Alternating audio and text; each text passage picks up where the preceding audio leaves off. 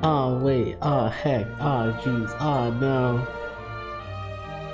I'm gonna live update stream information. Wait, no, I'm gonna stop this and then start the stream again. So we can get the right information. I'm such a silly head, I'm such a dummy bunny. I will be right back and then we'll cold open it.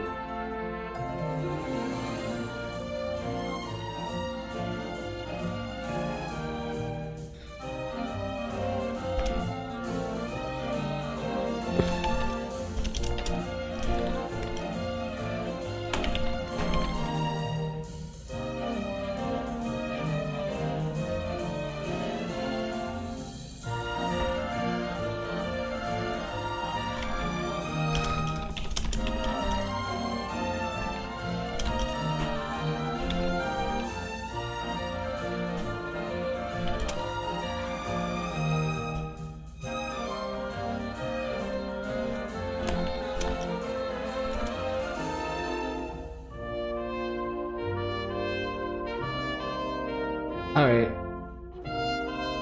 I goofed it, but I fixed it again. Here we go. Wait, no, that's blue sky! Ah! Wait. I'm goofing up this whole stream, inside and out.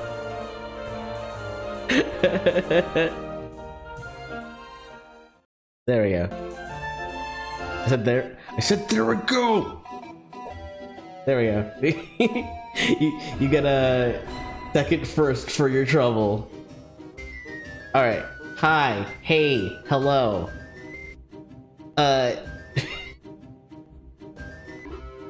This time, it is...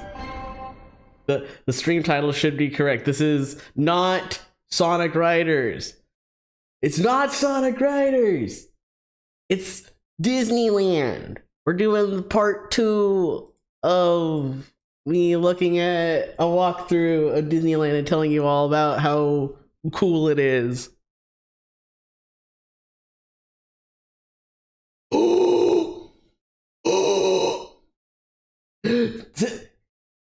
Kuma did 690 crimes. Nice, nice, nice, nice, nice, nice, nice, nice, nice. Nice, nice, nice, nice, nice, nice, nice. No, it's not Sonic Riders. Not Sonic Riders. God only did 20. Only 21.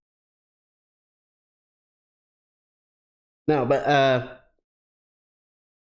so last time on Demeter Lupin, when I did my V-Stream debut, we did the first half of a walkthrough of all of Disneyland Park.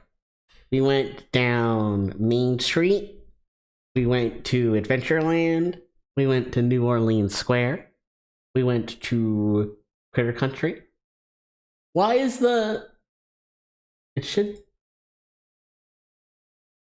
Hold on. Stream Elements, are you dumb? Are you dumb or something? Stream Elements is dumb or something. Thank goodness. Okay. So we went to Main Street, we went to Adventureland, we went to Critter Country, we went to New Orleans Square. We just, I think we're either in the middle or just about to leave Galaxy's Edge. So up today, we are going to be looking at the rest of Galaxy's Edge, Mickey's Toontown, Fantasyland, Tomorrowland, probably Frontierland? I don't think we actually went through Frontierland. Oh, I have a prediction. I think what we'll do is go out of Galaxy's Edge, go through Frontierland, back to Main Street and then go to Fantasyland and Toontown that way.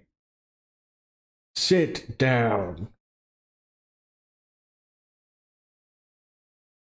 Thank you for the time. I said sit down. There we go. I got my Figment popcorn bucket. I'll put Figment in my lap. Figment and I are both sitting. Oh, we're a couple little matchy-matchies. We're sitting down together. Pretty much almost the same pose, too. The only thing that's different is, like, I have my paws, like, down, and Figment's holding his.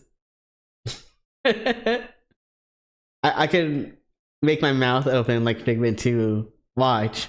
Ah, no. Oh, no. Like, eh.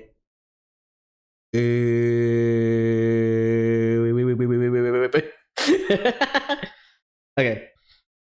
Oh, let me grab my water real quick. Let me. Fish. I'm going down the stairs. I'm going down the stairs to go get my water. I thought about having like a soda or something too, making like popcorn, getting like a real authentic experience. You know, it's like you're having a fun time at the theme park, so like you're allowed to eat a little bit of junk. But then I was like, I was like, I was like, I don't want to ruin too much of it going on. I think like drinking soda is gonna be a sometimes thing for me for surezies now. Because every time I have it, it kind of gives me a little bit of a headache. Sneef. This is a new bag of gummies. Let me shuffle through my gummy bag. Ow. This time I got Lifesavers gummy sours. Hopefully they're not too sour. Sometimes sour candy can like make my throat a little dried out. But I finished all my Albanese gummies. And the corner store that I was getting my gummies from closed. And they were supposed to have a like going out of business sale where everything was going to be 50% off, and I was going to be like, oh, let me just get all the candy that I want from this 50% off sale. That'd be a great way to stock up on stream candy. And also I wanted to get like all their frozen fruit and all their nan bread, because nan bread is delicious. But like they did it for exactly one day, and then they just like closed up for good, apparently, without saying anything. It's like, no, I didn't get to hang out. Why does your alt have so much points? I wonder. Because it feels like at this point you've probably been on my channel half and half equally. Before I get into it, how are you all doing? Have you had a good weekend? Are you ready for the new week? Are you ready for Bunny? The nostalgia critic, is it? He's like, Bunny! Sneef. Yeah, I got Figment here. I love Figment. I love my little mans. Oh, wait, hold on. I don't have my stickers here. Stickers should be here. Emote wall should also be here. I was gonna use this as my V stream, but also like Yeah, there we go. Yeah, yeah, yeah, yeah, yeah, yeah, yeah.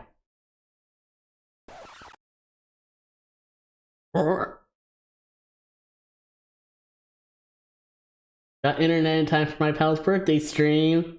Yay! I'm so happy. Feel like a rat. You're just so quiet. There we go. Went to a ton of estate sales. I got a ton of Ooh! Are you a VHS collector, Dut? That's really cool. I want to get into collecting VHS, but I don't have a VHS player. I would like to though. Same with like I have a Dreamcast, I have a GameCube. I want to like collect more games for those consoles so I can like play some original hardware stuff on stream for everyone.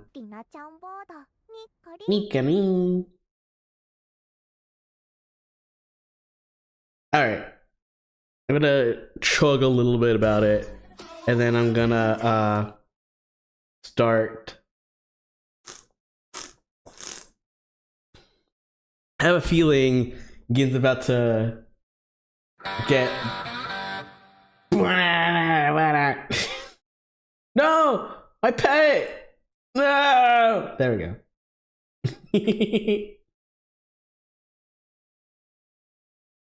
How about I stay over here and then I bring Figment over here?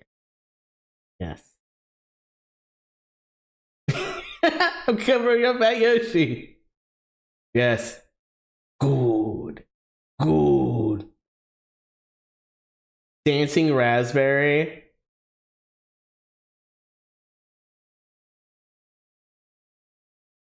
Okay, honestly, I'm going to say this strictly. You said dancing raspberry, and I thought of like the dancing fruit.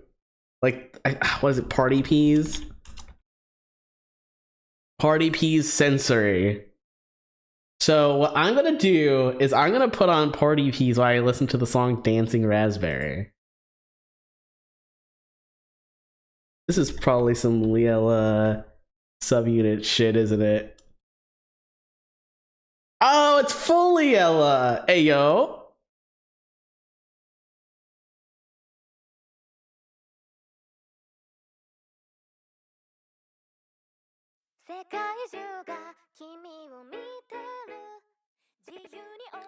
Oh, worm?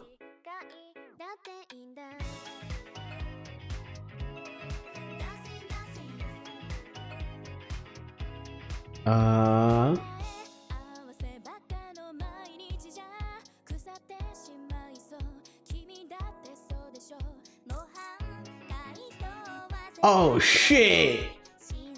Oh, this fucking rules. Are you kidding me? Oh!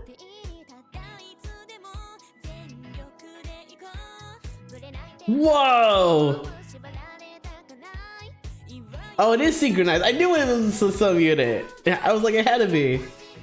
I just saw the album art. Hi, fan.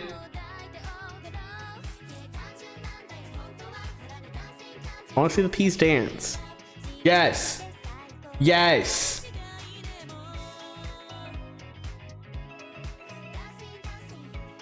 Aw, oh, dog. This rules.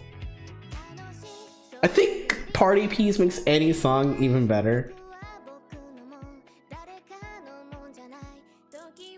I kind of want to hear more Love Live music like this, though. It's kind of like... It's hard to explain other than it reminds me of, like, Sonic Adventure and, like, SA2 music. Got that, like, tasty guitar, that tasty bass.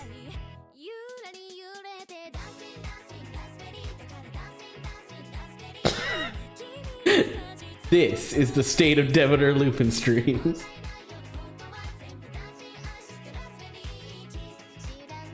There's 5 of them. They just are synchronized.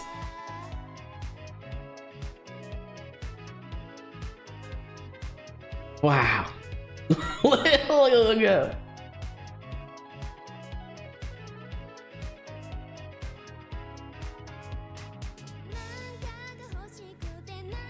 I kind of love this one a lot. I'm going to... I will wait till the end, and then I'll put it on the, Oh.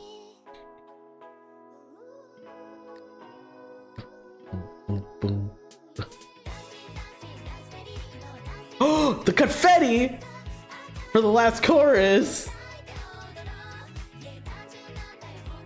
Wow. Love live music that goes well with dancing fruit.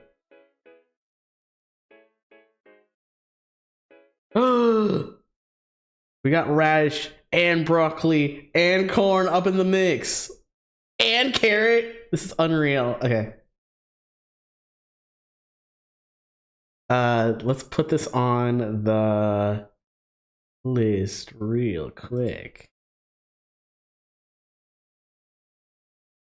I put the list in my bookmarks so I don't forget it.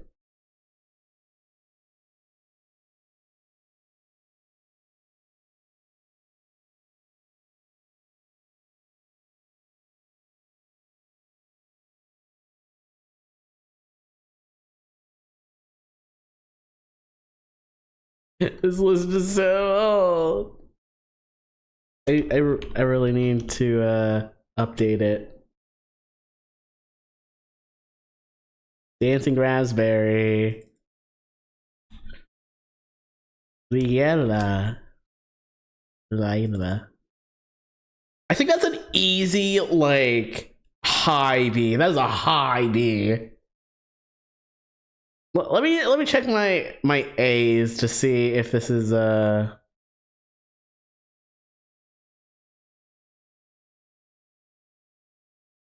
something that should be going in A.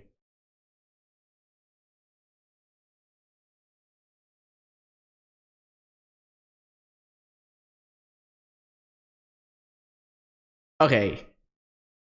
Let me fix this. Because Dancing Raspberry is worthy. You are in fact worthy of an A rank.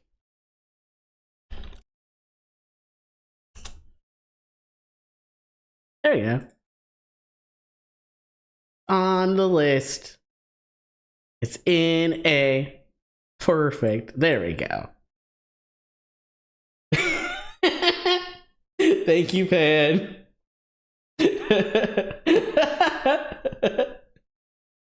Okay. Playtime is over. So we're back here. We took our snack break at the cantina. Time to go on our Disneyland journey. See what kind of rides we go on. What kind of lands we can go through before our day is done.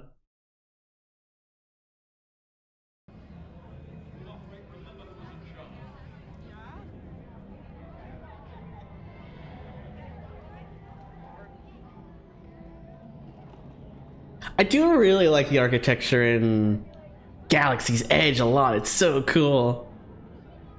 Really makes you feel like you're on a Star Wars set. The stormtroopers. Oh no, the Popo are here. Fuck.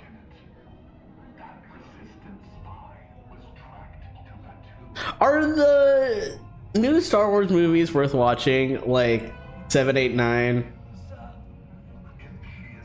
I feel like I should watch them at some point just to say that like I've seen all of them. But also like I heard they're very divisive. Like some people are like, oh, they're really good, and some people are like, oh no, they suck.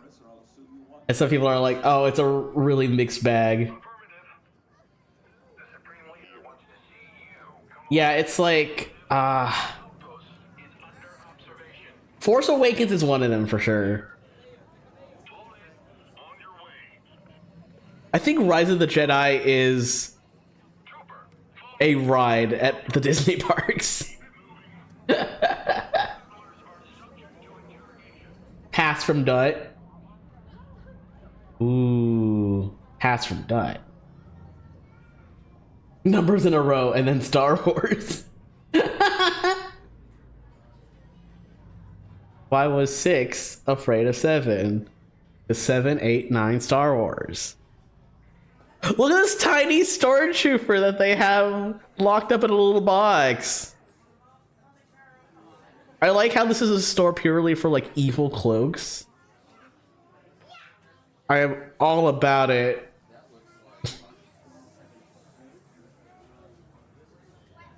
Now you too, you and your child can dress up like space Nazis.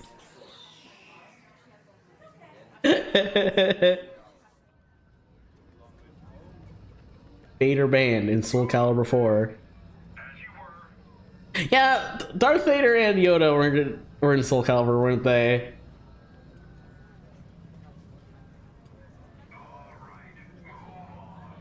Yoda, man. I want to see, like, the Disney Corporation take ownership of Yoda, man. That's like one of my favorite commercials of all time, and you all know how much I love commercials. Buddha Man, Yoda Man, Star Wars 2.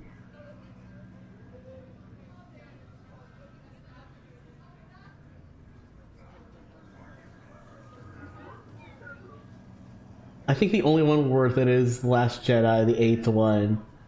The only one that feels like it has some heart, even if it's very flawed. That one I can at least appreciate. Like, I don't mind movies that are not the best quality if they are at least, like... You can tell there was, like, care and effort and fun put into them.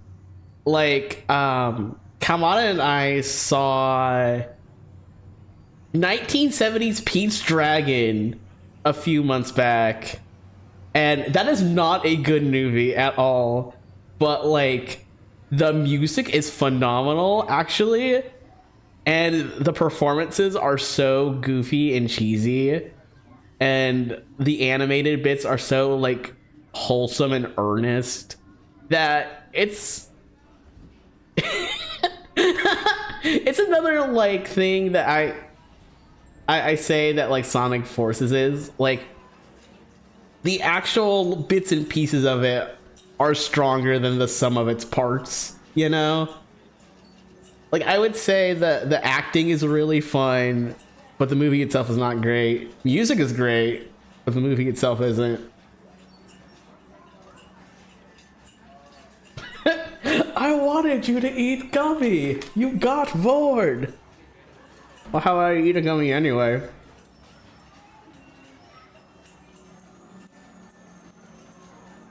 You might like 9, Rise of Skywalker, because they went for something. I don't personally think it worked, but they went for it.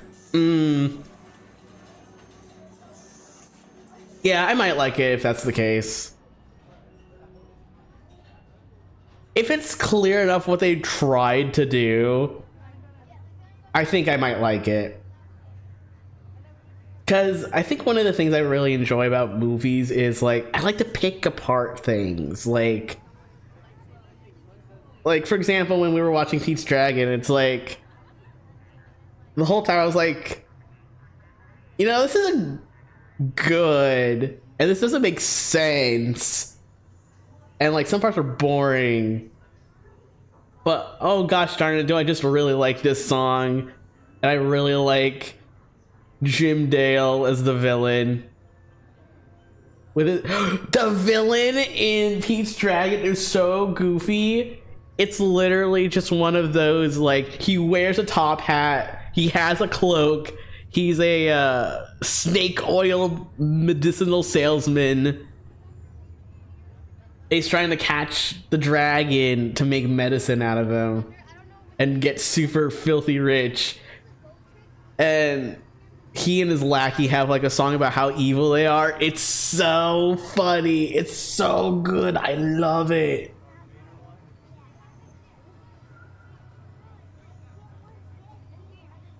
I think we might be leaving Star Wars Land. I do like this cool like rock you walk through. It's like when they had Bugs Land at DCA and you walk through like a giant box of like animal crackers that was emptied out. Oh, I knew it! My prediction was right. I'm happy to see Star Wars Land effectively spilling out into Frontierland. Like, I knew that was there. I knew where it was. But the path thing is new to me. Back where Galaxy's Edge is right now, they used to have basically just it was like an event space, effectively. They would have their Pardoned Turkey over there during Thanksgiving time. Pocahontas meet and greet. Ooh, that's interesting. But yeah, they used to have a petting zoo over there, and then they didn't. Big Thunder! Oh, I love this ride. You see people going, whoa! One of my favorite things is walking along this path specifically, and then you can see people on Big Thunder, and you just hear them scream. Kinda.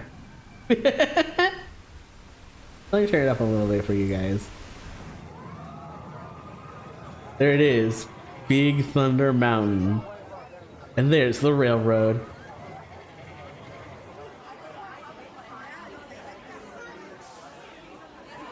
I wouldn't call myself an amusement park fan or a Disney fan. These videos always make me want to go, even worse than these fun worlds. Honestly, that's kind of the big thing that I like about theme parks too. Like, theme is a big word in it. A good park will just have you sucked in immediately. And even if you're not interested in like the IPs of them necessarily, as an adult, you can always go in there and just like admire all the detail and just appreciate all the artistry and imagination and engineering marvels that go into everything. I'm so glad we're riding Big Thunder. I love this ride. I'm gonna hold my arms up. Woo! Woo! Woo! Woo! Woo! Oh! Oh, we're in the dark now! Whoa!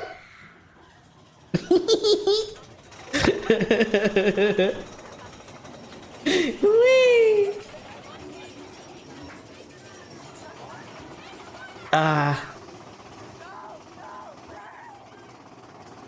So, fun trick on this ride. If you want to feel like you're going faster than you are, see this goat here? If you watch this goat, you'll feel faster. Whoa! It's a little hard to do with the camera. But if you're in there in person, you basically spin around the goat. So you have like a anchored like viewpoint. Whoa! Whoa! Whoa! Now we're in the dynamite zone. Oh, the dynamite's going. Oh, it's going. I think this is a really fun effect too. This is all projected mapping. So this is basically like video being projected on the walls. Making it feel like all the dynamite's going off, going like kablooey. Ooh.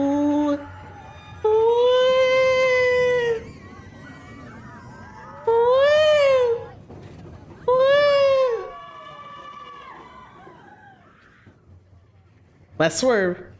Whoa!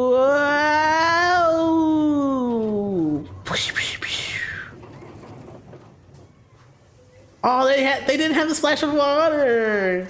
No. Normally, when you go through those bones, there's like water that goes like. And it's like you're sliding down into the water. That's fine.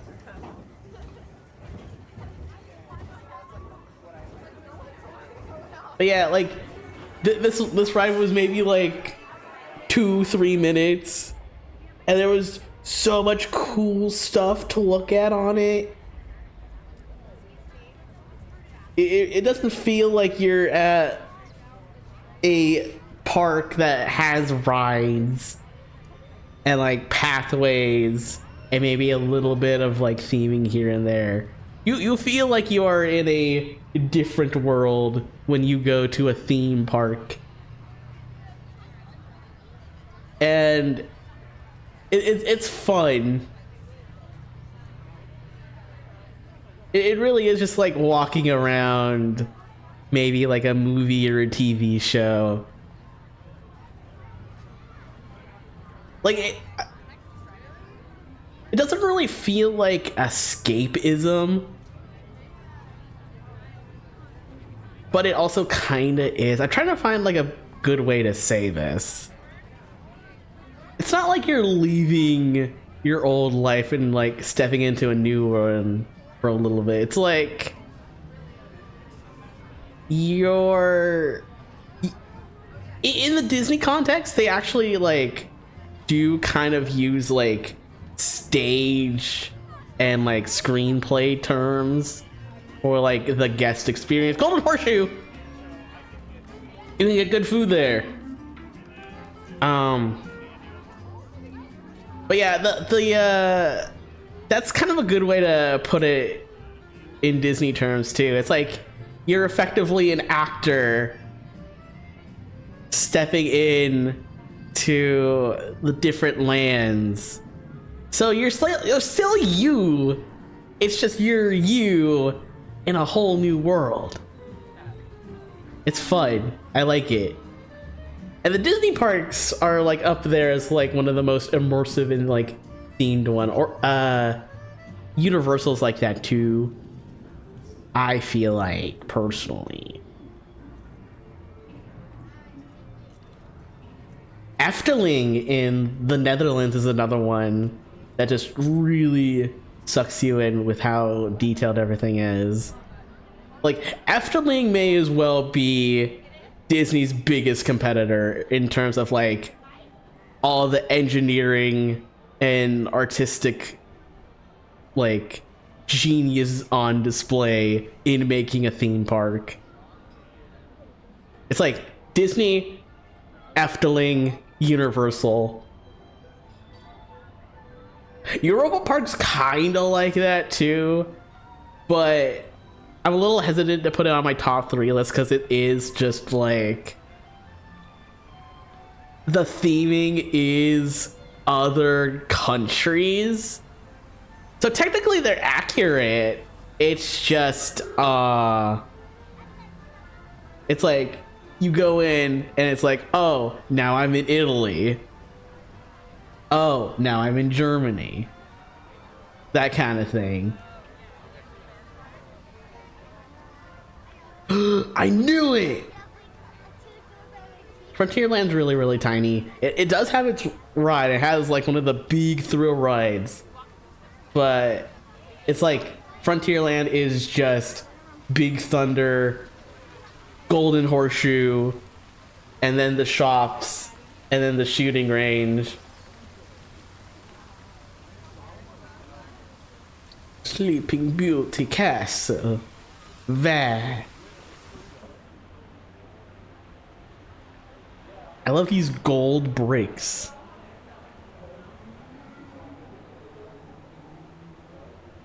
There's the Bibbidi Bobbidi Boutique.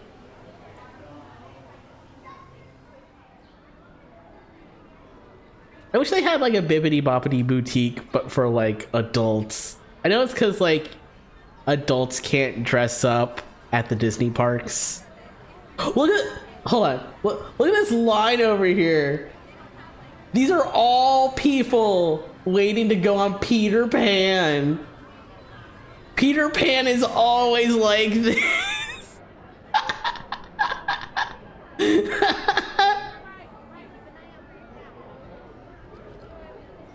I don't know why it's always Peter Pan with this.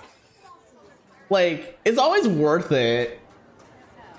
Because look at this ride. This ride's so freaking cool. It's a dark ride, but the track is above you. You are flying. Oh. Oh. Wow. It's like I'm flying. This model down here is so cool. All these little lights make it look like you're really flying over London in the Uke.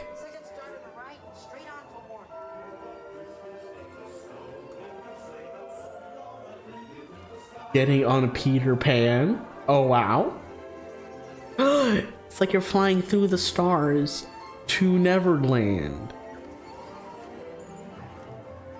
The cool thing about Peter Pan, too, it's like this ride has barely changed since opening day. This was an opening day attraction. This is like 30 years shy of being 100 years old, and it still looks hella cool. The only things that really get touched up are like paints and like fixing lights. But like, man, it's so cool.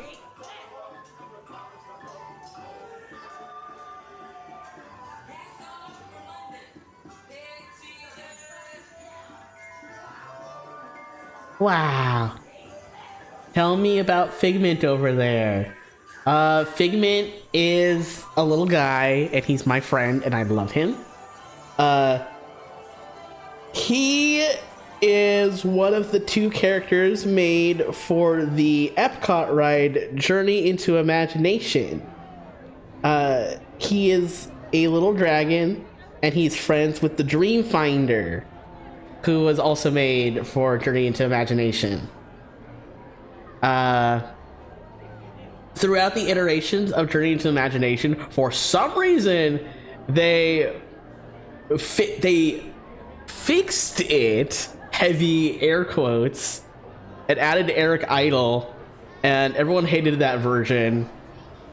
And so they touched it up again, so now it's just Figment. Outside of the ride's context, Figment is kind of effectively the official, unofficial mascot of Epcot Park. Which I think, honestly, he deserves.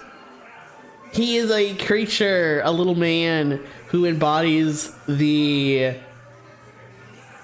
passion and love and creativity that goes into being an imaginative person and creating things. And Epcot is all about discovery and education and creativity and imagination. So I think he really does deserve to be the Epcot mascot.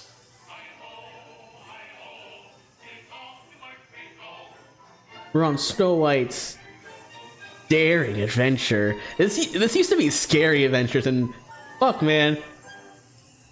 Some parts of this ride used to be scary as shit. They toned it down a lot, but they kept the one big scary part, which we'll get into. Where is it? I feel like it's coming up. This one. Evil Queen. Right.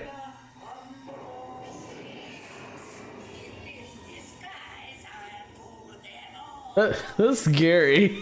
It's like, if you look at it long enough, you can kind of figure out how they do it, but it's a good effect. I love it. Yeah, it really is like a jump scare, honestly. There's a hi Minoxie, hi Torso, _ VT. Here, I'm looking forward to going to Sanrio Land with you and Kawada later.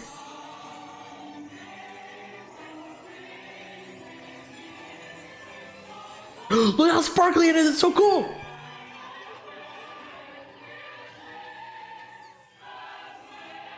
Wow.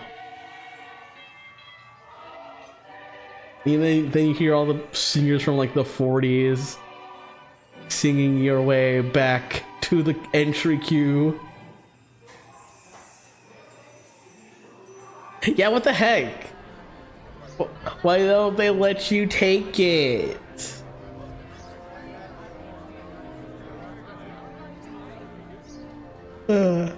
Hashtag give Sierra the Toracell username without the underscore.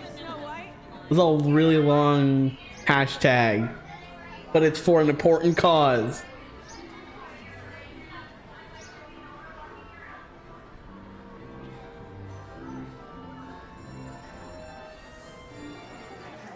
How is there like a gazillion people online for Peter Pan, but it's like walk on for Pinocchio's Daring Journey?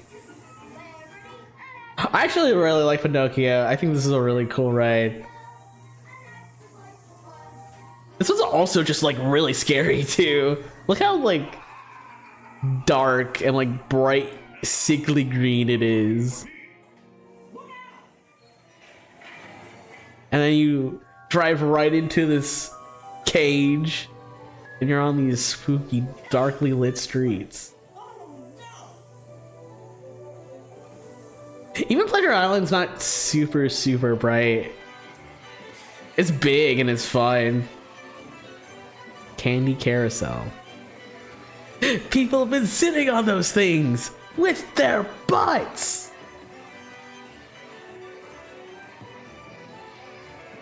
There's the fops. There's the cat.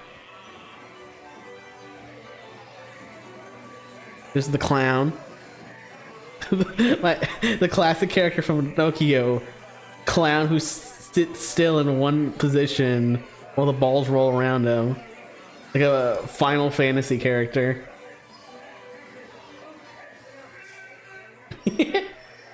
Yeah. Figment and I were like sitting together. We're like little matching sitting critters together.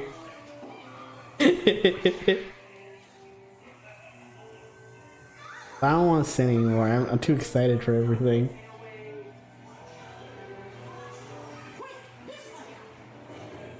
Polite little Denny waiting for yummy worm.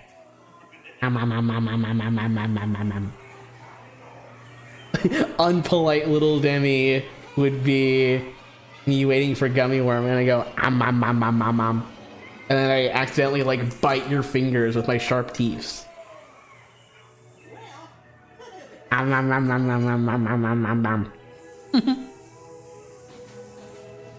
I got shower gummies this time.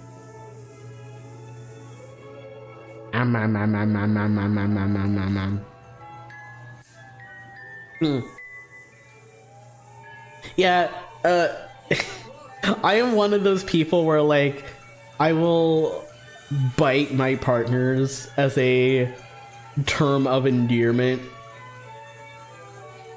Okay, Kamada can tell you all about it, but sometimes I'll just like bite them a little bit about it. It's Mir! Hi, Mir! Hi, Mir! It's the Nibu.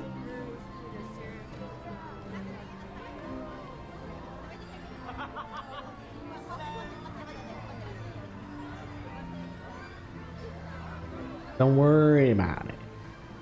Are we going on Dumbo? Heck yeah. I like this like nice little eating and seating area. the eating and the whoa! We're going to Casey Jr. first. Hell yeah! I like love this ride. This one kicks ass actually. You get to choose your own animal that you sit in the cage of.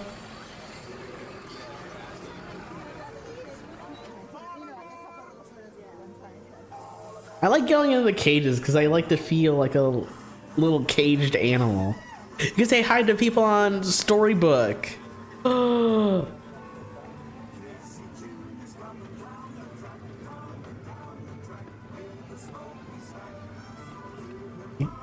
I hope you all can hear the little theme song. If not, I'll play it for you.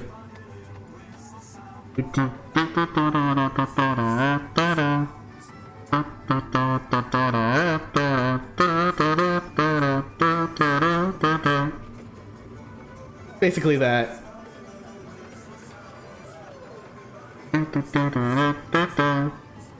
Oh! You can see the other part of the river too.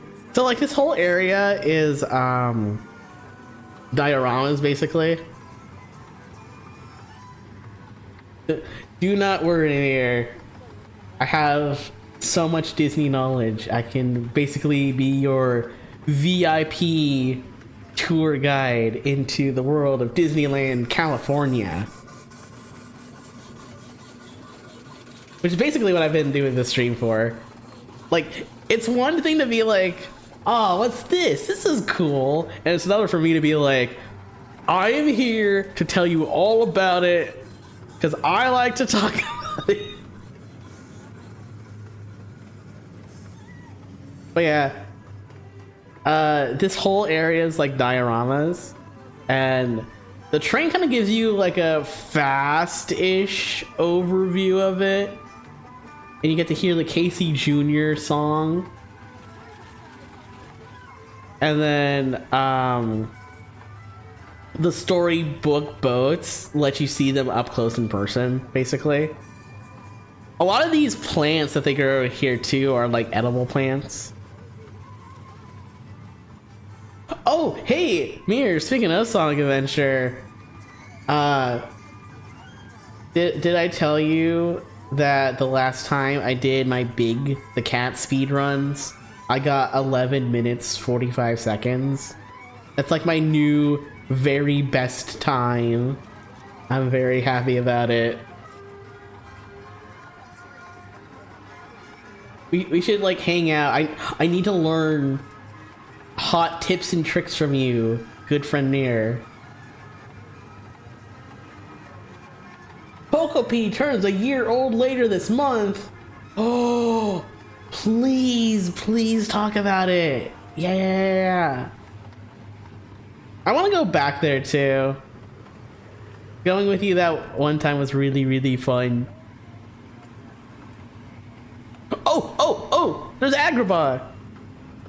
See it over on the left there? We might go on Storybook so we can like see more of it.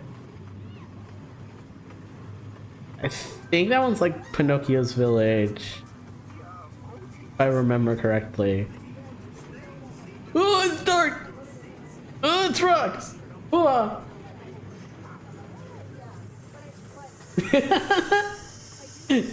My birthday is coming up, and I plan on getting a Steam Deck so I can now force people to play Sonic Adventure anywhere. You should.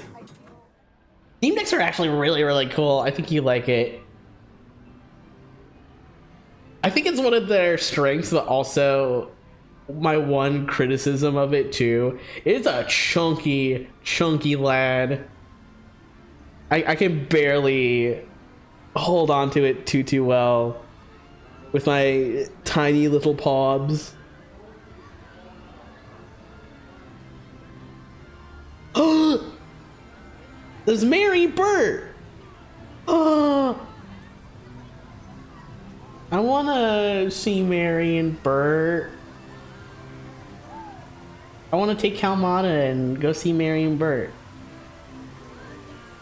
I feel like it would be an easy comparison to compare Kalmata and I to Judy Hopps and Nick Wilde, because, you know, Pops and Bunny.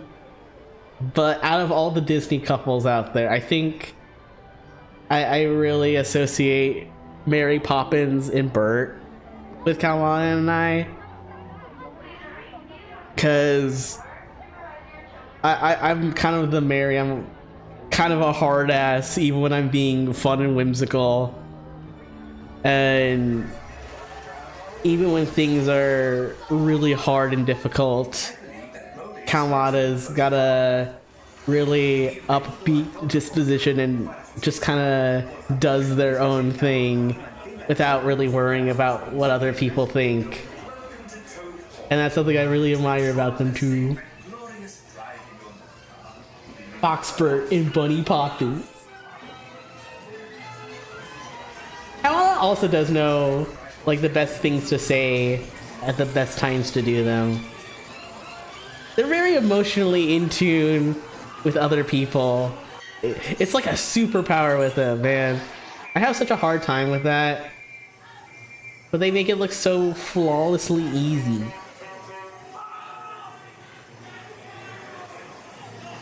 Also, hi, we're on Mr. Toad. I love this ride a lot. This one's fun. This is like one of the few times you can like... This is one of the few times in any Disney thing ever that they like put you, the viewer, in a realistic experience of death.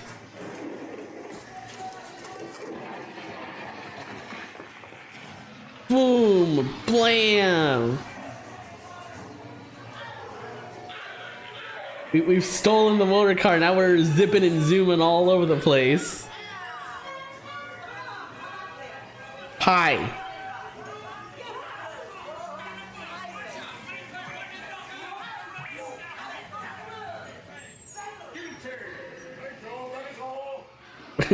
Guilty of too fat. You get hit by a train and get the strobe effect. And now you're in hell. Mr. Toad goes to hell. They actually like make this area like extra warm and hot too. It's really funny. Dragon. The famous dragons in hell. I love how it just kind of like stops there too. It's like no taking back Toad Hall like in the short. It's like Mr. Toad gets sentenced to jail, gets hit by a train, dies and goes to hell, and then it's like, oh, the ride's over. Hope you had a fun time.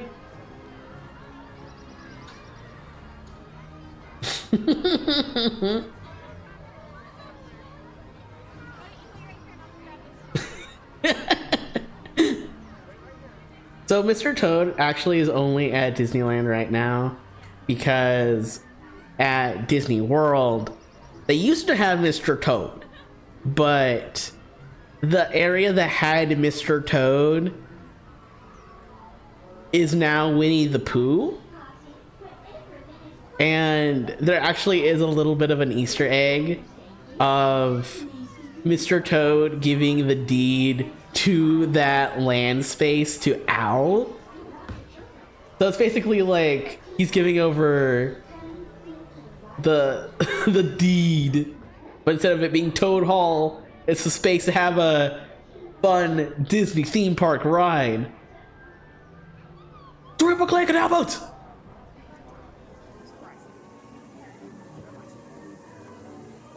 You are not going to believe this, but I really like the beginning of this ride. Where you get in the boat and then you go through Monstro's mouth. Wild, shocking out of me, I know. But...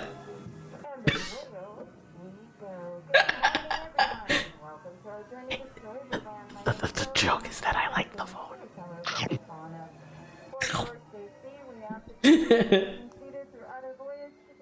I can't believe Walt Disney personally put Vor in Disneyland Park. Oh no, we're all getting Vor together! Ah! Isn't it comfy in here though? Like you could just like live in here. It'd be so nice. Walter Vorsel Disney. Yippee! now we get to see the actual like dioramas up close and personal. There's like a little thingamabob over there.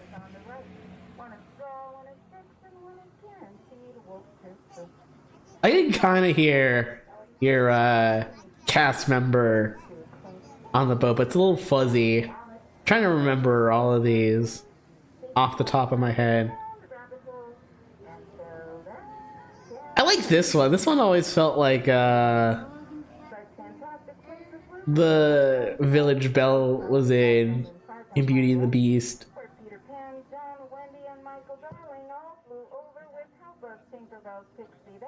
This middle part here is like this part loves to be sat on by ducks. Ducks are everywhere on this ride.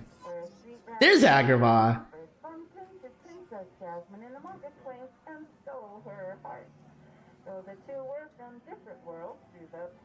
Living here on an old wooden ship until your puppet son arrives. Makes a big fire that makes your safe protection sneeze. Oh! Rukatora raiding with a party of two.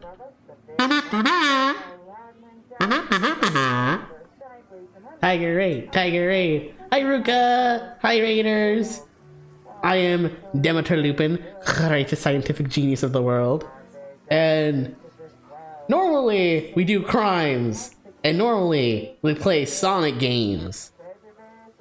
But today I'm having a little bit of a Disney nerd time going on. We're going through the Grand Circle tour of Disneyland Park. We're looking at all the park and I'm telling you, the viewer, how much I know about Disney trivia.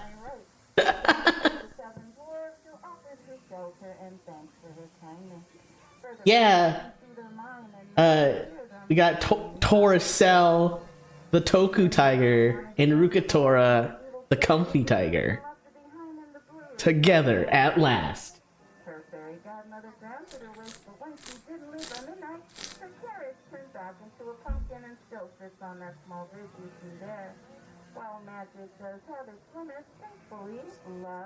This one I think is Cinderella Castle, like the little village down there. And then the big castle is Prince Charming's castle. Oh, let me get column 3 guy for you. All the lads together.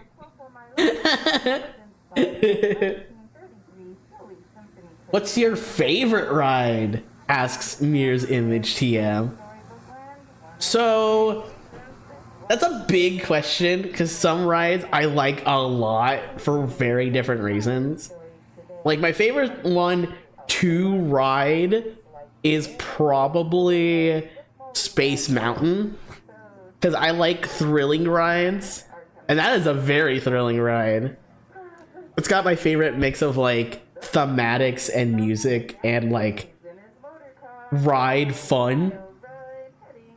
But out of like the big story driven like artistry kind of rides, I do love the Haunted Mansion. I am a Haunted Mansion simp, as it were. I feel like if you ask a Disney Parks fan,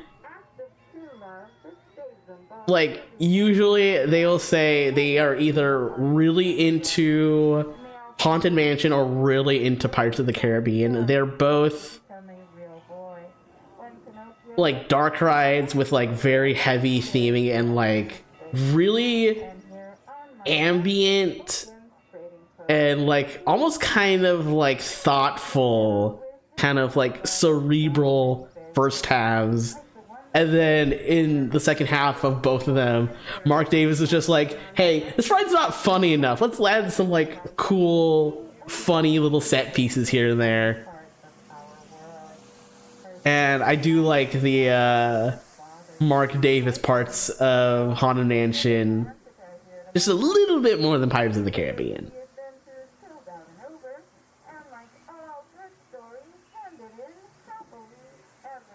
They didn't show like my favorite part right before you get off of the ride. Actually, here, let me back this up. Oh, they did show it. Okay, sorry, I was just not paying attention. This is Prince Eric's castle from Little Mermaid. The Little Mermaid. You can see the Matterhorn when you come up on the end of the queue too. It's like, oh, it's so pretty.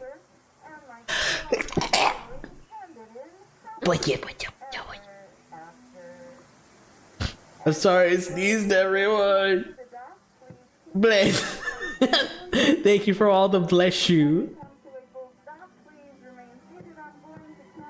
When I was a little youngster, I didn't know that the full phrase was like bless you. So I thought for the longest time people just said bless you, like BLESHUE.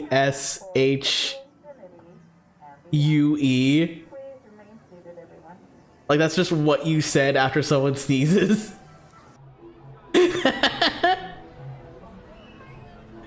Bless you.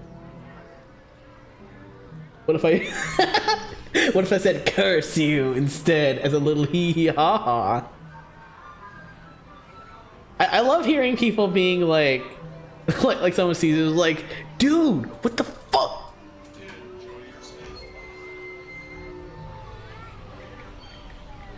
Oh, don't worry, Ruka. Some folks here have not either. I will say I have like a inside out memory of Disneyland. Like I could probably walk like 85% of this park with a blindfold on and know where everything is. That said, this and Disney's California Adventures are the only parks I have been to. The rest of the Disney parks I have not gone to.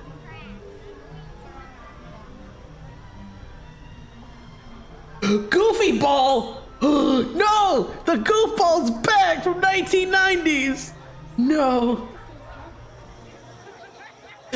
We didn't escape the timeline. The Goofball is real. Jana!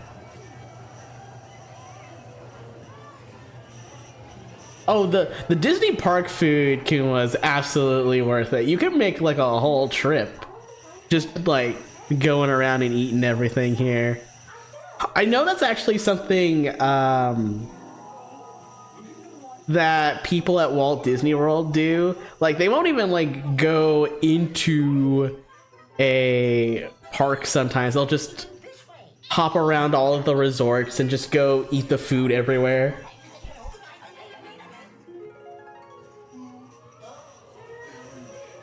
Oh, you're watching from Disney? Oh, which park are you at? Is it Disneyland?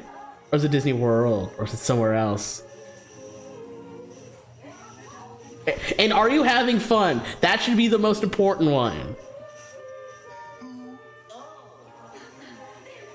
Make sure you're having fun. That's like the biggest thing at a Disney park.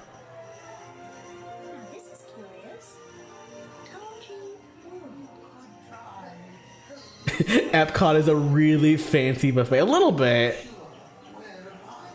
You can go to like 18 different countries and eat food from 18 different countries in one place. I want to go to the Canada Pavilion and eat all the poutine. I want to go to the Morocco Pavilion and have the really good coffee. I heard like that kind of coffee is super, super bitter.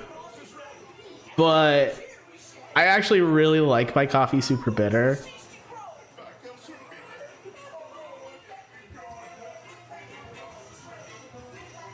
I would love to try your poutine, Kuma.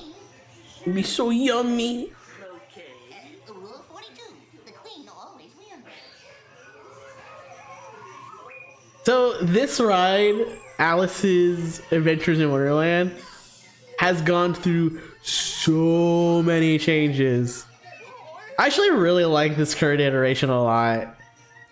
But out of all the ones that get touched up drastically, this is probably one with like the most drastic touch-ups, I want to say.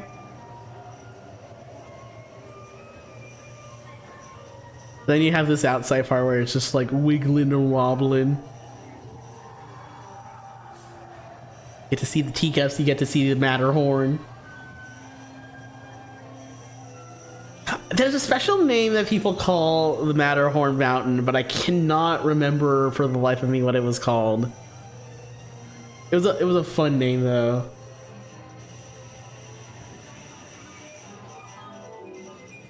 Oh, what the heck? Where's my head pads? I didn't start. Yes. Good. Good. Yeah.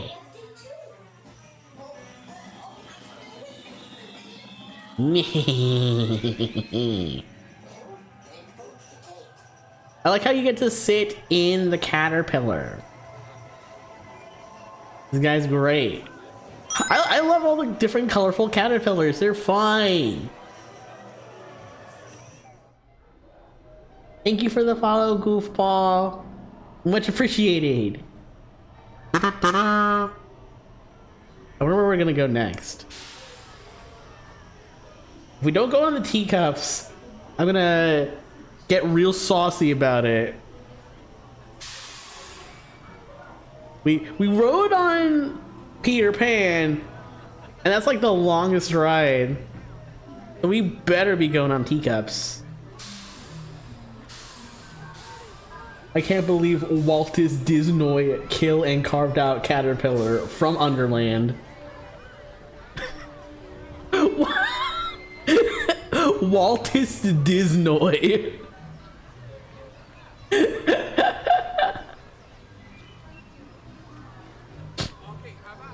Oh, I want to go on the teacups.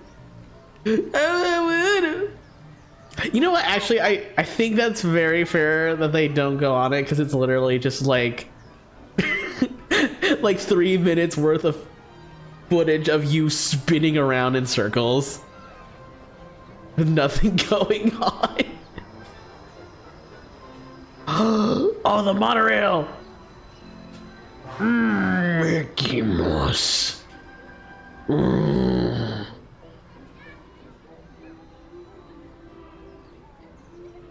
Mikey Mouse. I like this fancy, like, parade avenue with all the lights and all the speakers going on. Like, it always confused me when I was a little kid going down this path being like, why are there like these weird buildings that just have like these weird mechanisms on it? Now I'm older, I'm like, oh, it's for parades. Michael and Minerva Mouse. The rad rodent Michael. Is this like walk on? Wait, is Small World not open? Oh.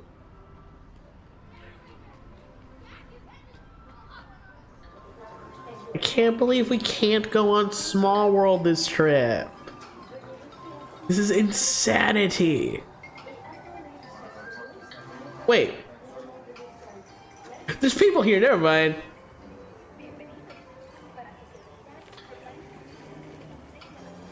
I will say, I'm not normally one to be like, oh, which park is better, Disneyland or Disney World? But I will say, my exact one that I will say that actually two. I have two.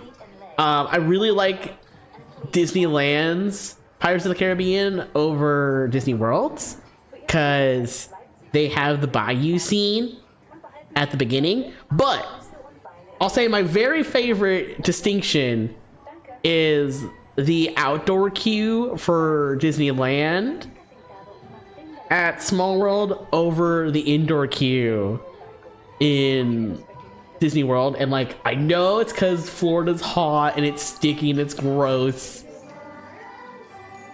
but I love the topiaries at Small World's queue at Disneyland. I think they're fun. Canada. It's gets really skippy and choppy over here. We're not gonna get the full small world experience.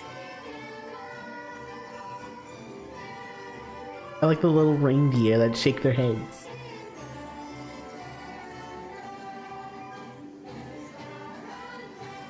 I think Small World is fun. I think people are too mean to it. I love all the dolls. I love all the set pieces. I like the song. I think the song is fun, and it's fun and fresh hearing it in a bunch of different languages.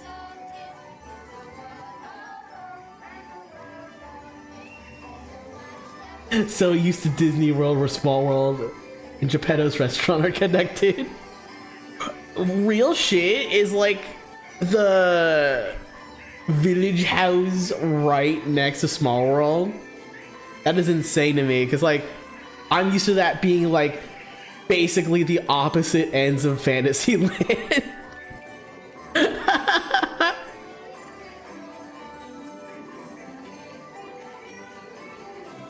I love Small World.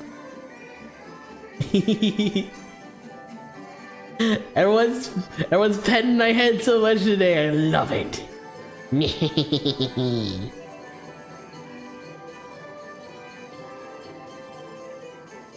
I will have a gummy, thank you. It is kind of sad you can't really like eat on the rides because I would love to just like bring an ice cream or like a pretzel onto It's a Small World and just eat.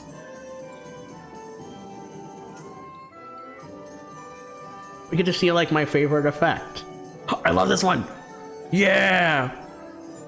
I love this cool silhouette.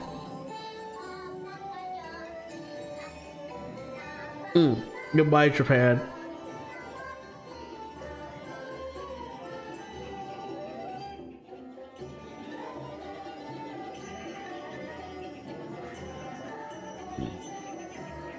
This part always confused me. It's like you go from Japan and then Egypt and then like the jungle question mark?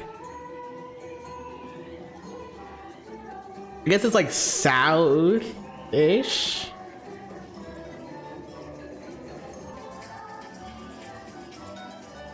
Mexico. I guess general South America. And then you have just like underwater. The great nation of Atlantis with Gargura. You know, actually, like, not Mary Shelley. There's Stitch and Lilo for Pan.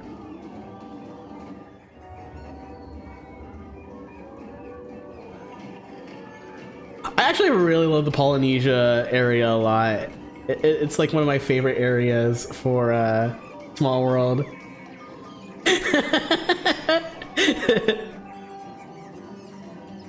I love the America area too. It's just like corn, canyons, cacti, cowboy, Calasso.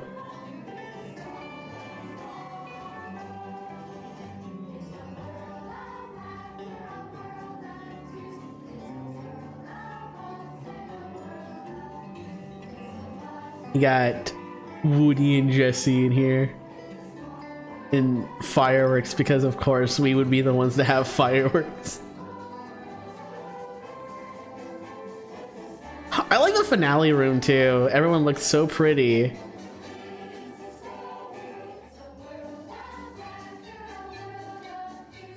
You know, I think now that I really think about it, I am kind of glad that they cut up Small World a little bit. There's a lot. This one's a little scary. But like, there's a lot of areas where it's just like dark and nothing's happening. And also, full length, this ride is like 8 to 10 goddamn minutes long. Like, I love every second of it. But it's also like 8 to 10 minutes of hearing the song too. And like, I like it, but I don't want to subject you all to it. Please remain seated until your boat comes. Look at how cute that lion topiary is, though. Thank you. Look how cool this is. You get the train going through it. So neat.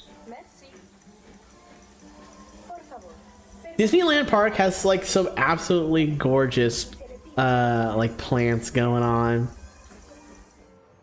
I think there's a bear topiary like right here, if I remember correctly.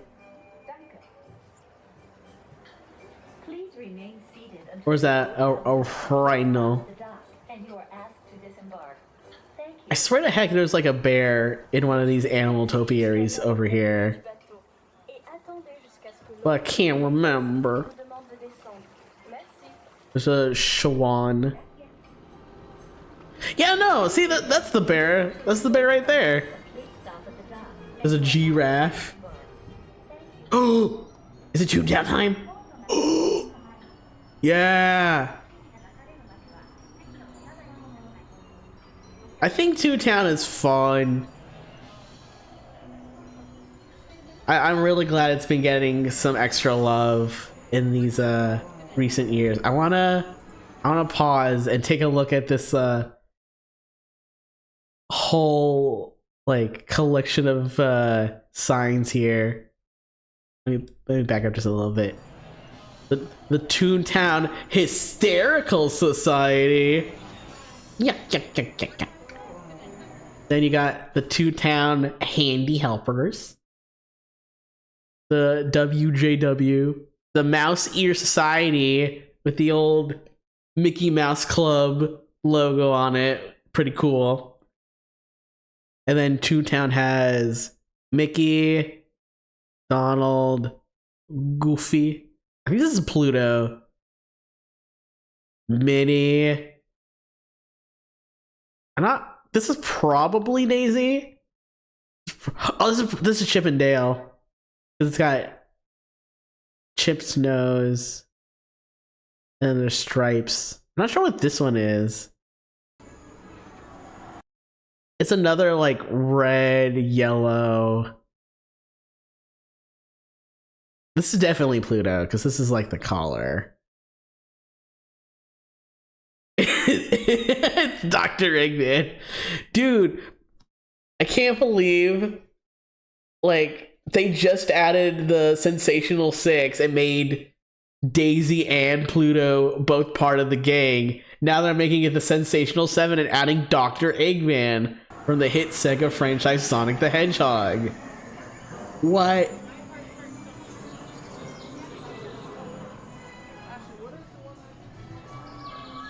I like the big trees over here with like the really wide leaves.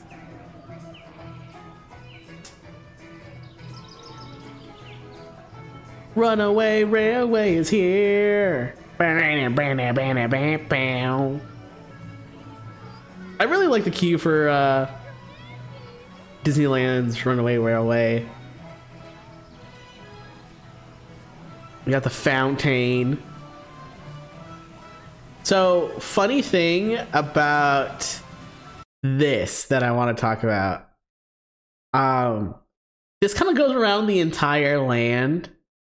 You can kind of see that a little bit. You can see that from the road outside of Disneyland in some places. So, like, it's there so, like, you don't see the road while you're in Toontown. But if you're on, like, specific parts of the highway, you absolutely can't see it. And I bring this up because, the El Capitan Theater instead of the El Capitan.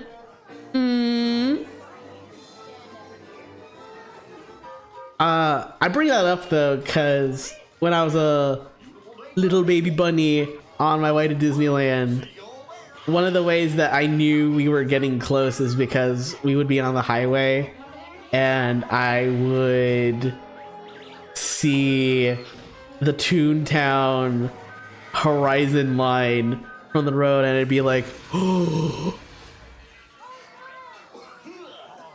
Oh, hiya, folks. Want to take a ride on the train? Excuse me, you lady. Do you mind helping these good people into the cartoon while I fix this here locomotive? Thanks. Be back in a jiffy to pick you all up. I love seeing the the screen explode and then you walk right in. I'm kind of sad that you don't get to actually like look at the queue in this walkthrough, because the queue is actually really, really fun. It's just like a movie theater, and it's got like the old Disney movies that nobody remembers as like posters, but redone with the Sensational Six. Like the Rocketeers poster is redone with Mickey Mouse.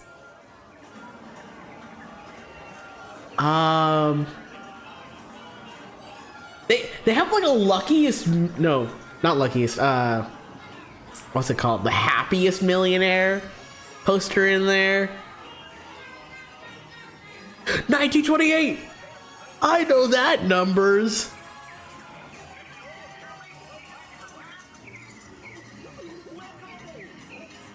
I love hearing Goofy in this ride.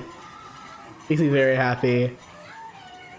I saw a couple of different interviews with Bill Farmer, the voice of Goofy, and he seems like just like the nicest, most pleasant dude.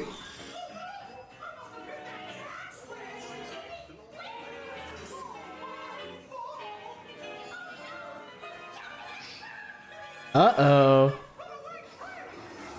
Uh-oh. Now all the train cars are all separated. Now we're gonna go on a harebrained adventure.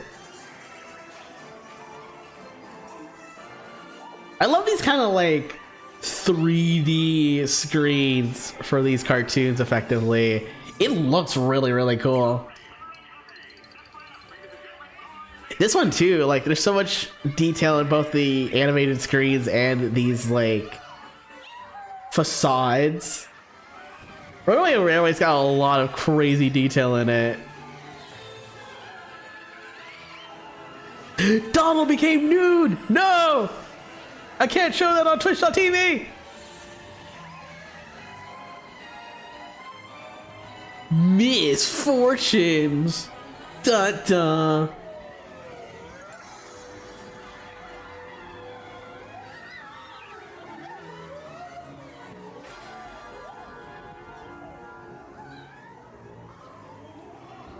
Oh, I like this one. This spooky waterfall.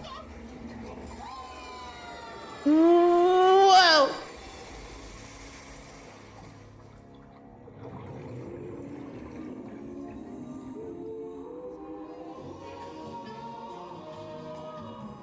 I like this. This underwater scene's like my favorite one. Probably smells really good. You got the squid.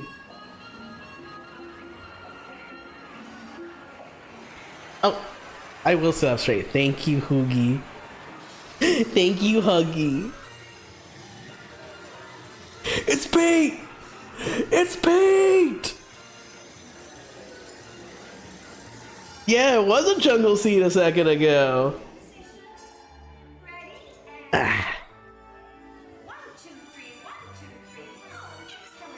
There is so much crazy detail in this ride. It's insane. And now it's the concrete jungle. Now we get to dance. I love the rep from my girl Daisy. We love to see it.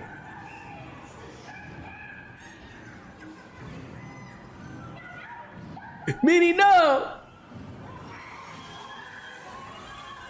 The Smasher! Mickey's Dick Smasher, real! No!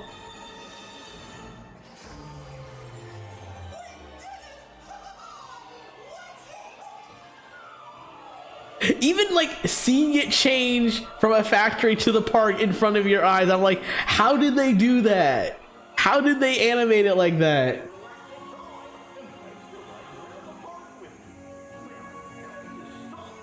And now the train's all back together.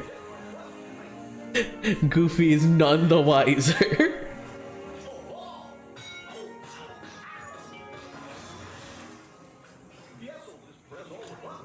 It's really funny too, because like it actually does change the order of the track when it's put back together. Like you could start like in the very front train and like end up in the back.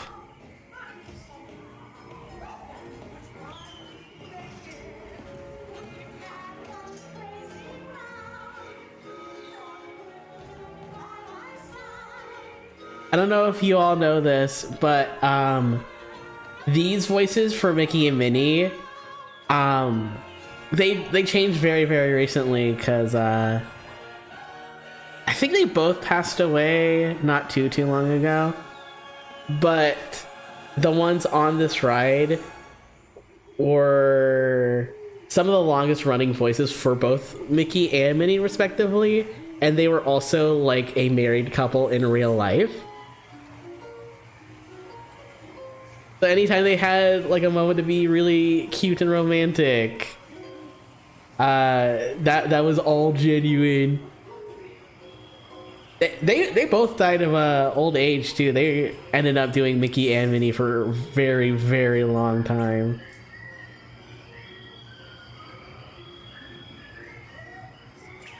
This bird chuckles and fuckles for so long. You can basically sit here for like 10 minutes at a time and just see this bird go. Fireworks! Cute.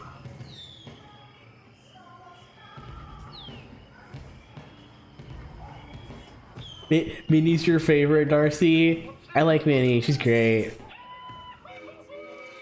I think the older I get, like, I used to be a Donald Duck kid, but I think the older I get, the more I do really like Goofy. I love his voice. I love the way he's drawn and animated. I love the expressions he makes. He's just a very genuine dude. There it is! There it is! There's Walt on his train! It's all because of him and his... Man, it's like you got one man's dream. Should have been one man's fucking obsessive love for trains. My man's loved trains so much. Huh. Wait, hold on. I wonder if that's why they made the first and only ride based off Mickey and Friends based on a train. That's probably it, but it's only just hitting me now. Huh. Huh. That makes a lot of sense, actually, now that I think about it. Good boy.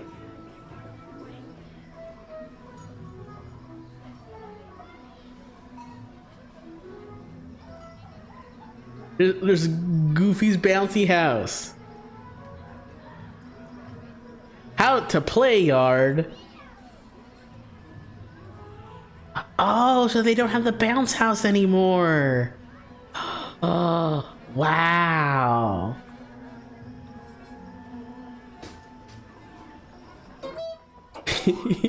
Dude's just a guy, honestly. Like, the older you get, you really do kind of feel for him in like more and more of the media that he's in. Because like, if you're watching the Goofy movie as a little kid, you're like, oh yeah, Max is so cool, love Powerline, love the X Games. And when you watch the Goofy movies as an adult, you're like, Goofy doesn't want his family and the people he loves to not be in his life anymore. because otherwise he barely has anything going on. And it's like, whoa, hold on. And you, even some of the older shorts with Goofy in it, where it's like the how-tos, they really poke a lot of fun at like adult life. Definitely from like different time periods with time period sensibilities in there for sure. But it's definitely, you wouldn't think like a character like Goofy would be aimed at an adult audience, but sometimes it really do be like that though. You can view Huey, Dewey, and Louie's butts. What are you doing down there, bud?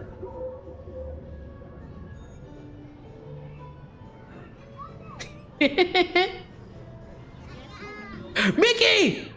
Hi, Mickey! Oh! I got so excited to see Mickey for a second.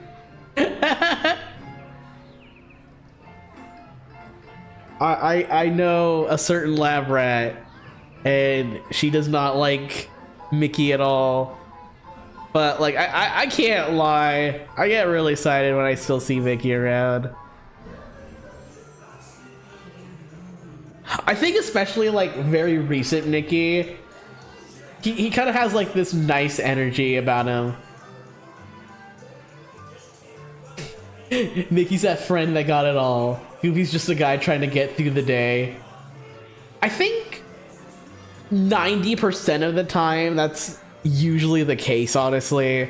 Like Mickey is like an everyman in the sense that Mickey's like the everyman from like the 30s to 50s when the economy wasn't in shambles.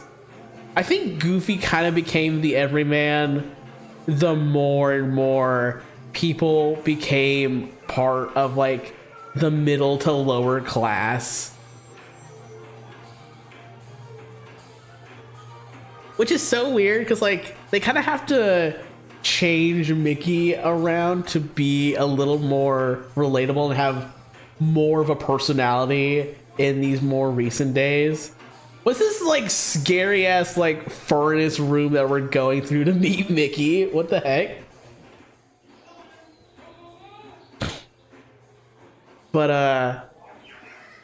I kind of get the impression that,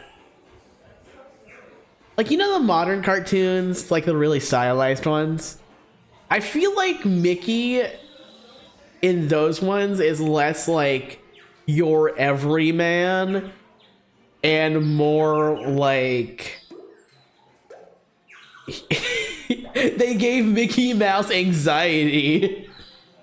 He always kind of feels like a guy who's trying to do the right thing and like be a good person, but he kind of overcompensates a lot on who he is and tries to please people too hard.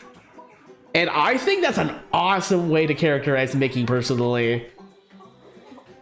Like, especially with the cultural perception of like Mickey Mouse as a character, like having him be a character who's so obsessed with like making other people happy and like being a good stand-up guy that he's just a bundle of nerves now. I think that's really interesting. Dump truck. Oh, y'all want to see the thick gardening overalls again? Mouse Kosh. Look at this fat. Wow. I cannot believe Michael Mouse be packing not just one, but like 40 cakes in there. Can you believe it? The absolute state of Mickey Mouse's ass.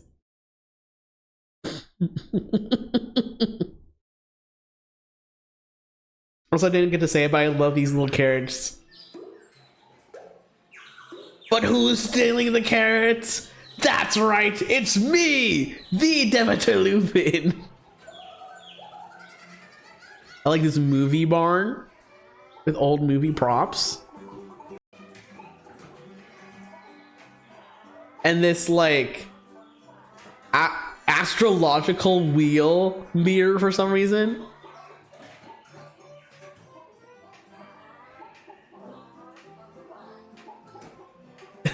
How long have they been not been washed that it keeps it shaped like that? Well, they are denim, and denim just kind of does stuff like that. Duck at work.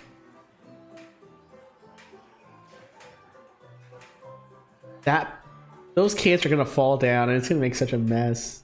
Oh my gosh! Look at that wacky piano. That's probably from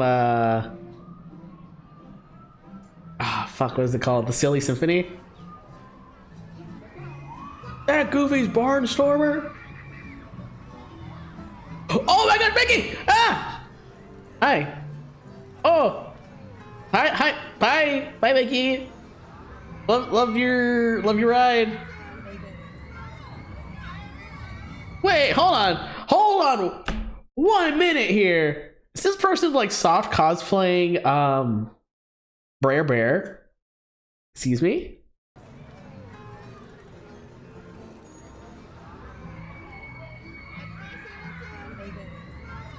Oh, that's a cast member. This cast member is soft cosplaying Brer Bear. A worm.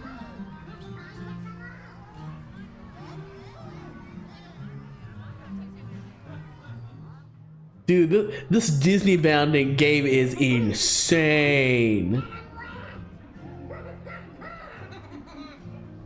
This is a really fun looking track for like a kiddie coaster, honestly.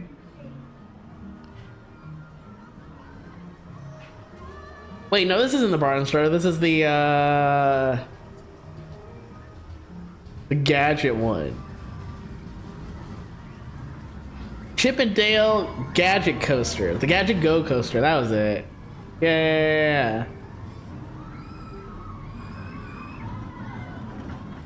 The spinning. Whoa. That looks really fun. Like, unironically, like, some kiddie coasters can be really, really fun. It's Gadget! Hold on. That's actually Gadget. I'm surprised they, like, even referenced her. Look at her go! Oh my god, she's so cute! Oh! Now, Maple the Magic, my sweet dear lab rat, absolutely despises Mickey Mouse, but she loves Gadget.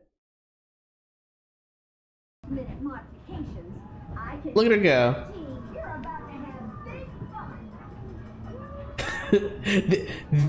Yeah, like they make a lot of hot mice for some reason. And she's absolutely one of them. But has any of the other hot mice in media history have their own Russian cult? I don't think so. And if they do, I don't want to know.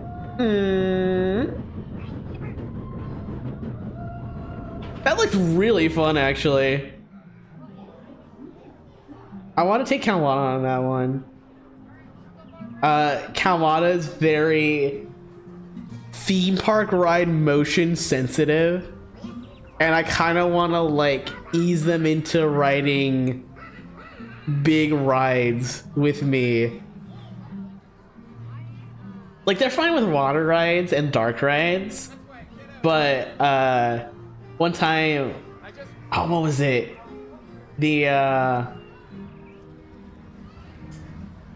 The Mission Space ride at Epcot, Kamada rode it and got super sick for like months at a time, and now they don't want to ride any like super thrilling rides, which honestly is supremely understandable. Minnie's house is so cute. I cannot believe this.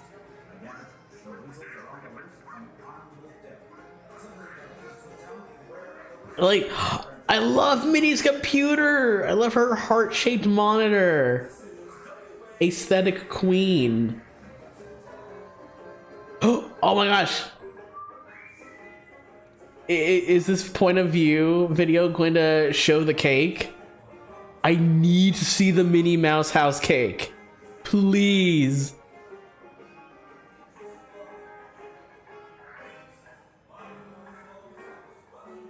I like this cute little kitchen. Don't leave. Don't leave. No! Oh, what the heck? In Minnie's oven, there's a cake, and if you press a button, it'll like start to like rise, like what cakes do when they're cooking, and then it'll deflate. And that's like such a early Bunny's first stim. I used to love like that part specific. Pete! Hi, Pete! Big fan of your work, dude. I loved you in Kingdom Hearts. Bye, Pete. There he goes, my hero. Oh. Oh.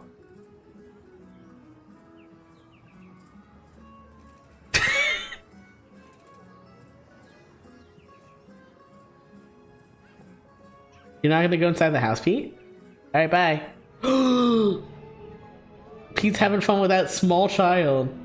Pete got a really nice costume. He's been away for such a long time. And then when they did the Two-Town refurb, he got like a new costume and it looks amazing.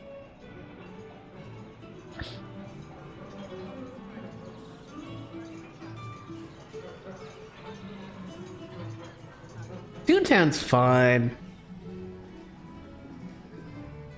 I really like New Toontown a lot. Is Roger Rabbit still here? That'd be very sad if he wasn't. I like these curvy little roots inside of the ground.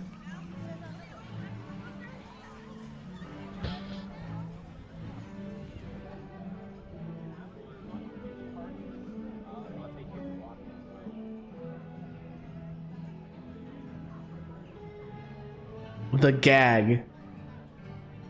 The CAG? CAG? Fire truck.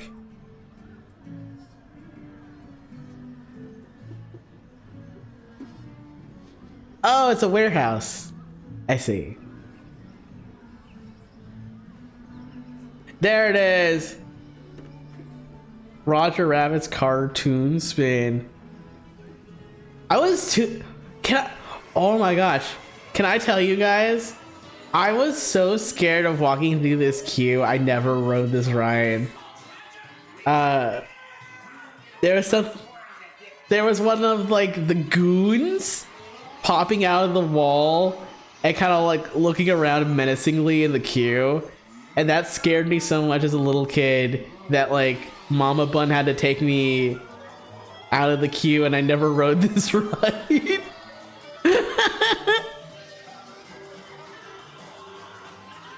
The ride itself looks really, really fun though.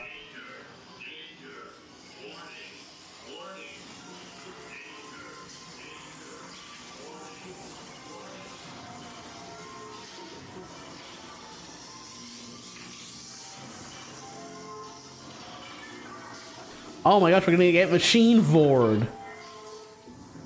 Whoa.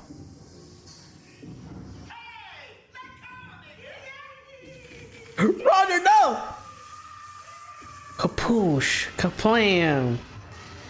Blamzo, zowie, wowie.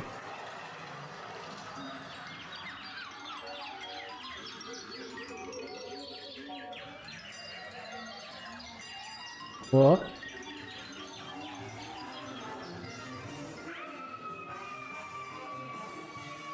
Whoa.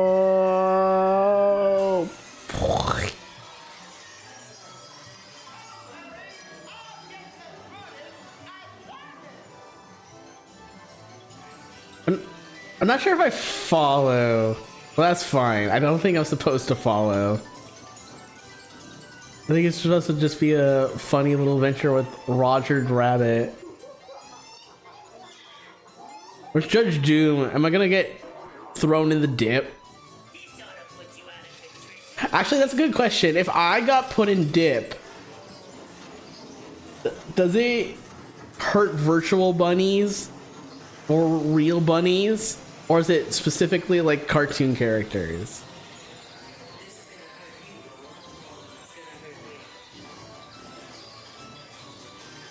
Jessica. There's a pink elephant. Whoa. Oh my gosh, there's dip everywhere.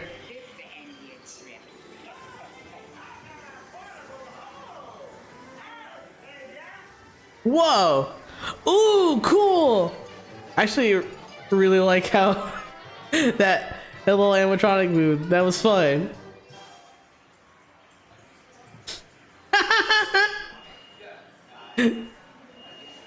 Yeah, I would like not survive the dip. Maple could though. Maple would be born anew.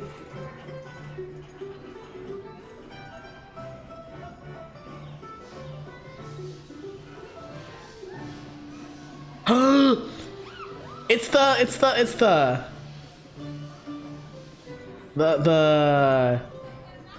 weight lift dumbbell. What are those called? No, I can't remember. The stick with the balls on the end. A modern masterpiece.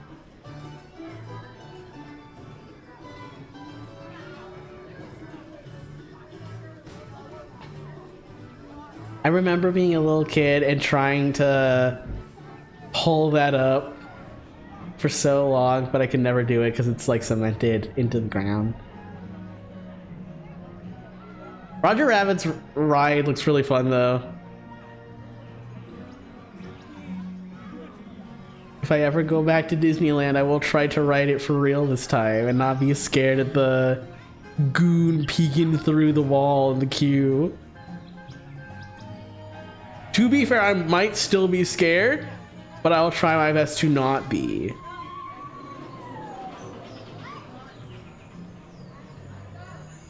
Goodbye, Toontown.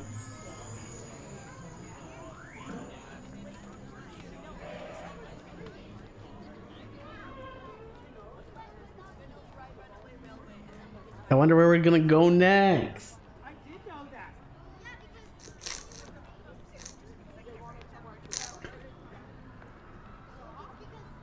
Oh no! I like just put the circle in, and now it's already running out.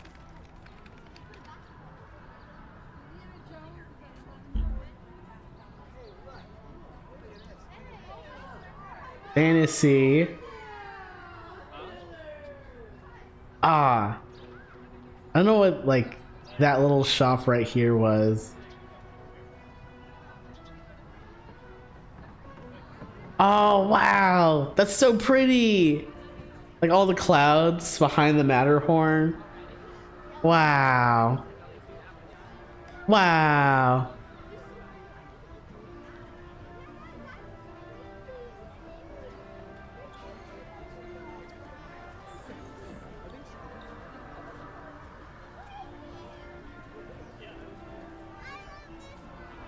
I wonder if we're gonna ride the Matterhorn. That would make me very happy.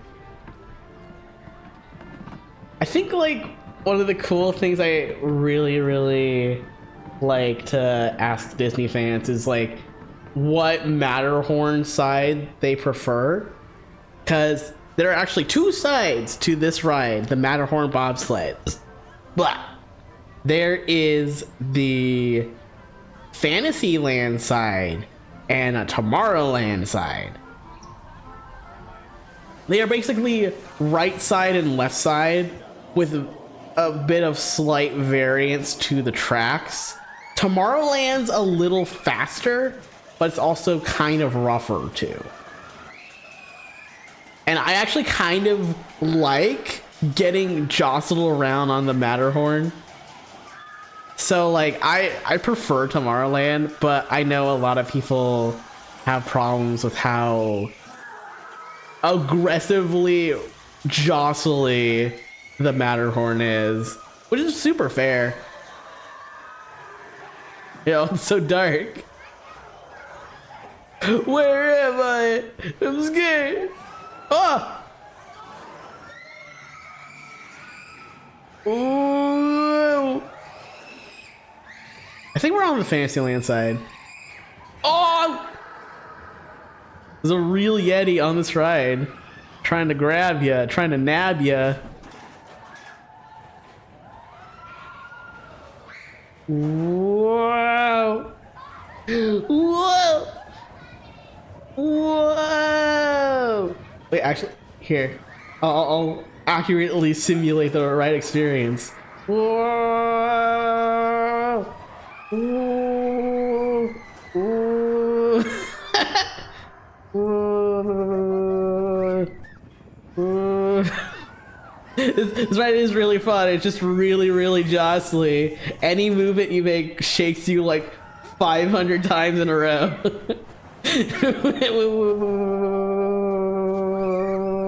Whoa! Oh no! Oh, the Yeti!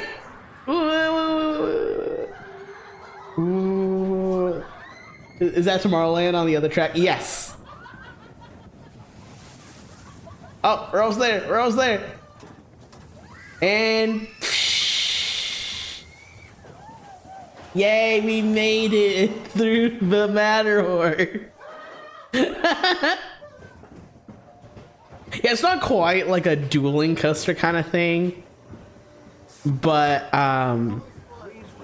so the Matterhorn is technically a ride in both Fantasyland and Tomorrowland.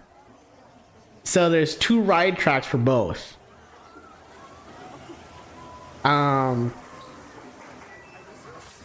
Fantasyland has more curves and is a slightly smoother ride just because it doesn't have as many ups and downs. But I really like the up and down parts, and Tomorrowland's got more like ups and downs and like twists and turnies. One of the big things that separates them right away, I think we're gonna go past it here on the side. There's the submarine. I hope Argonaut 607. Oh, that's a fun monorail over there too. Look at that. It's got the rat on it.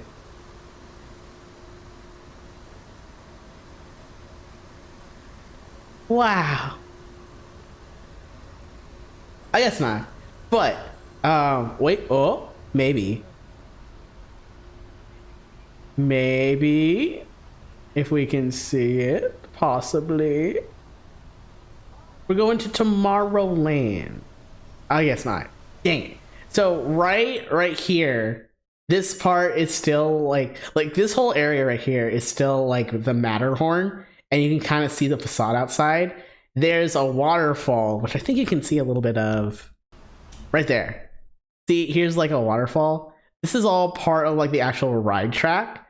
There's a part of the Tomorrowland track that goes like whoosh, like throughout over here. That's how you can tell that that's the Tomorrowland track, because it actually faces Tomorrowland a little bit more. Like that makes sense when you explain it out loud. But basically the big thing is like Tomorrowland's track is more outdoor facing on Tomorrowland side, and Fantasyland's a little more of a smooth ride that's mostly indoors. Oh, there it is. Yeah, you can see it. I was just impatient.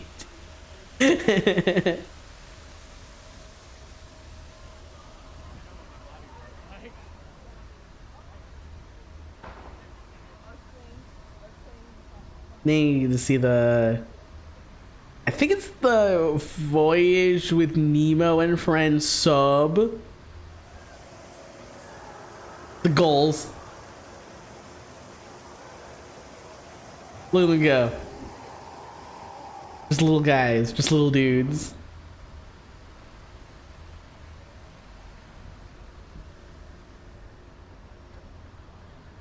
I think all of this is queue for the submarines. But I've known that ride to be walk on pretty much every single time I have gone, honestly. I don't think anyone really likes to go on the submarine ride, which is a shame. It's a pretty cool ride.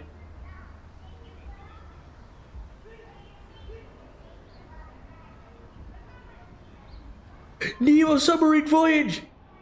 Oh, are we gonna ride it? Oh! Yeah! Yeah.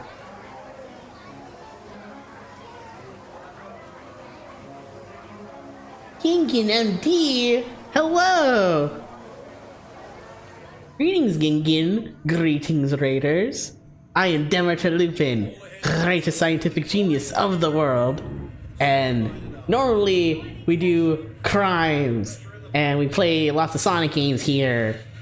But today, we're going on a grand circle tour of Disneyland in California. Oh, it's Suki! Hey, Suki! Y'all get the raid dude. Thank you again! We're about to go on the... I was gonna call it Little Nemo, the Finding Nemo submarine voyage. Could you imagine if this was Little Nemo instead of Finding Nemo? Oh, you were playing Pokemon? Cool. Which Pokemon?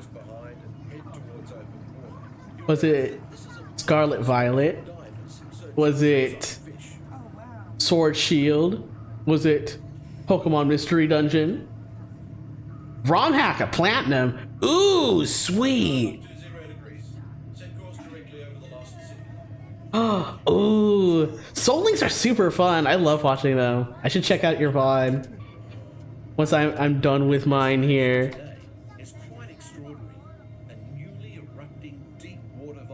Oh, look at that cool fish rock. That was neat.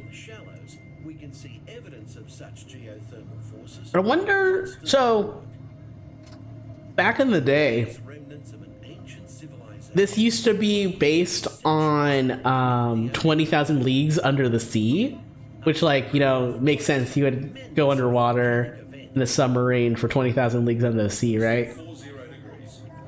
There used to be this really scary part where they would have an anglerfish like right up on your screen, up right in front of your porthole. I wonder if this version of the ride has that. Because I remember riding the 20,000 Leagues version of this ride and getting really, really scared by the anglerfish. Like, there's an anglerfish in Finding Nemo too. So it would make sense for it to be here. Yes! They have the 20,000 Leagues in Paris, and they have it at Tokyo Disney Sea. Because, especially in Tokyo Disney Sea, they have a whole, like, Jules Verne area. They also got a Journey to the Center of the Earth ride over there, too.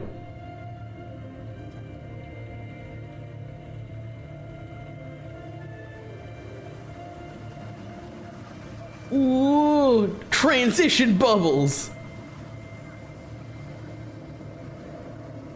Whoa. Really makes you feel like you're in an underwater adventure filled with bubbles right in front of your face. Oh, I like these little lobsters. They're fun.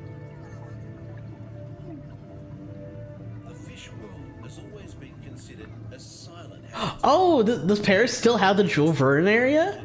That makes me very happy. I I saw that. Oh, these morays are making me nervous. I saw the Defunct Land talking about the history of the Space Mountain that was supposed to be the journey to the moon. And like that makes me sad. I kind of wish it was still the Journey to the Moon themed Space Mountain. It still has the vibes. The vibes are what's important, so that makes me very happy. They still have cool shit on the way in. They changed the ride, but not the entry. Oh, that's so cool. That makes me very happy.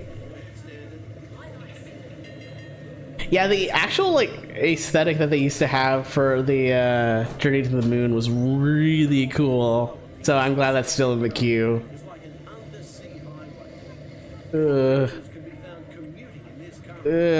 I'm worried that we're gonna get a secret jump scare from an anglerfish. Fish!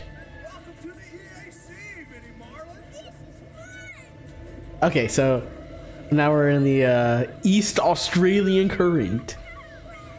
Cool.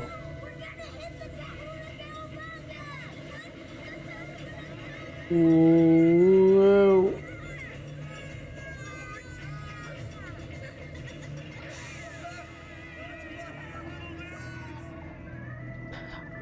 I was gonna say, like, I don't know why they didn't make a ride based on the East Australian Current, because that always looks like a roller coaster in itself.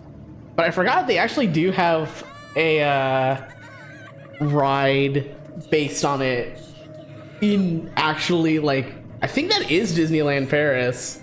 The Crushes Shell Coaster, I want to say it's called. It's a Wild Mouse coaster in mostly the dark, and it's really cool looking.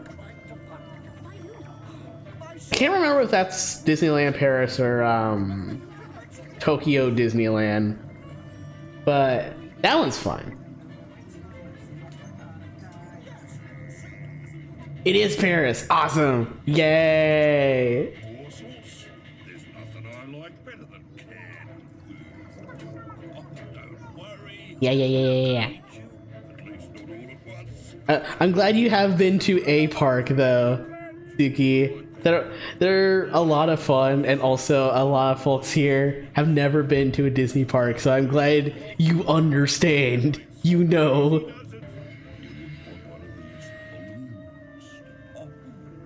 The Mines of Moria.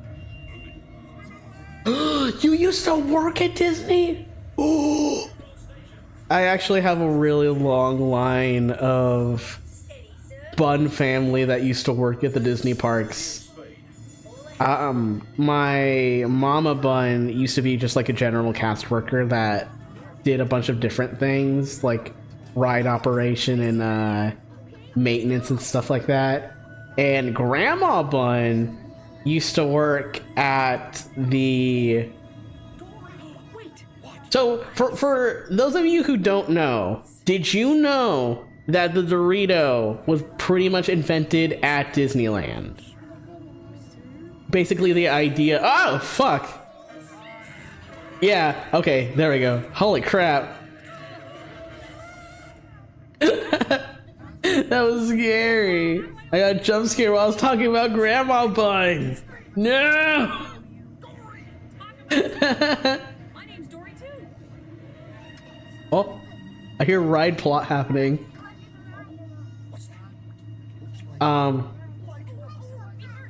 It's so dark. It's so scary. It's Marlin. So the Dorito was made at Disneyland. Basically, there was a restaurant that served Mexican food, and they had corn chips, and they had I can't remember if it was an accident or intentional, but they put like seasoning powder on their corn chips, and the idea just kind of stuck, and that eventually got sold to make the Dorito. And Grandma Bun worked at the restaurant where they did that, around the time when they actually started doing it. So I am like a couple generations shy of being there, like right at the epicenter when the Dorito was invented. That's some of my proudest familial heritage. Also, it's just like a really fun story to be like, hey, I was so close, like by blood, to the invention of the Dorito.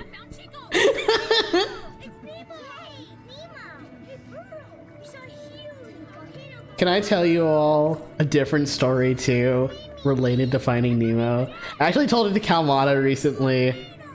One time, around the time of Finding Nemo coming out, I was invited to a Finding Nemo birthday party, and they had a little party game where you stuck your hand in a box filled with like clear bubble toys, and you had to find the Nemo toy inside.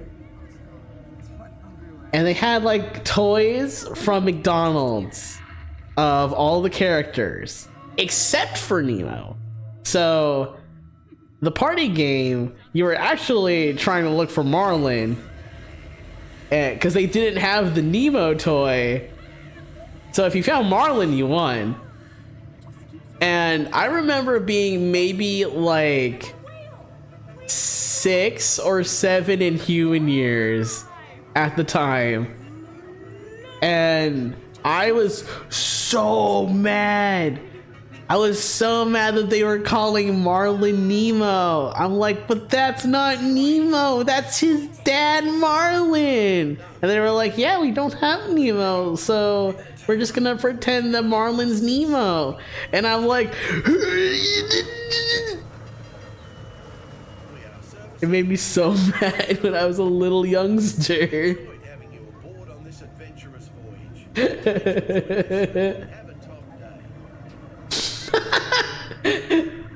You've always had that vibe of adjacent to the creation of the Dorito.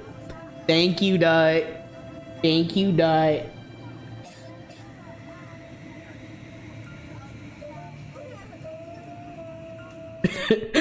Not gonna lie, I would have been mad too. Thank you, Suki. I think honestly, that's just such a... Knowing how I am now with like hyperfixation and like special interests, it just makes sense that I would be someone, even at a very young age, to be mad that they are calling one character, clearly not that character, a different character. Ooh, we're riding the monorail! Yay!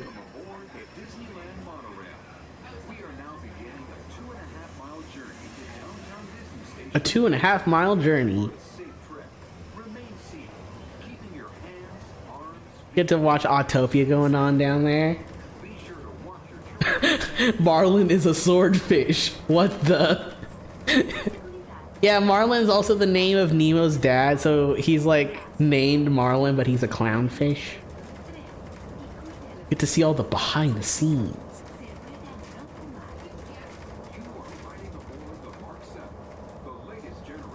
I want to go to Florida and go to Disney World. I want to see it for the very first time. I want to go back to Disneyland, California and see it.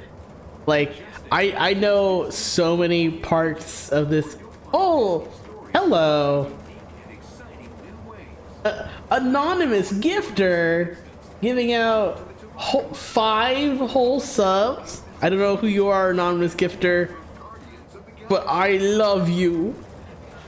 I'll sing this do in your honor.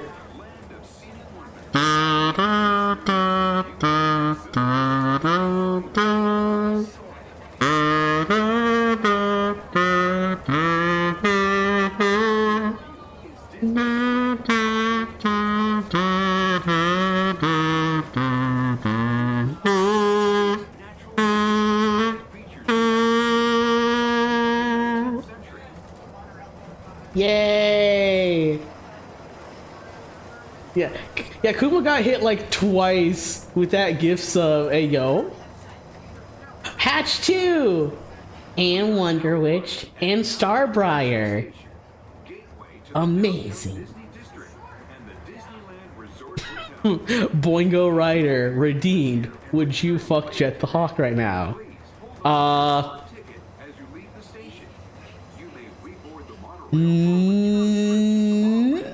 No.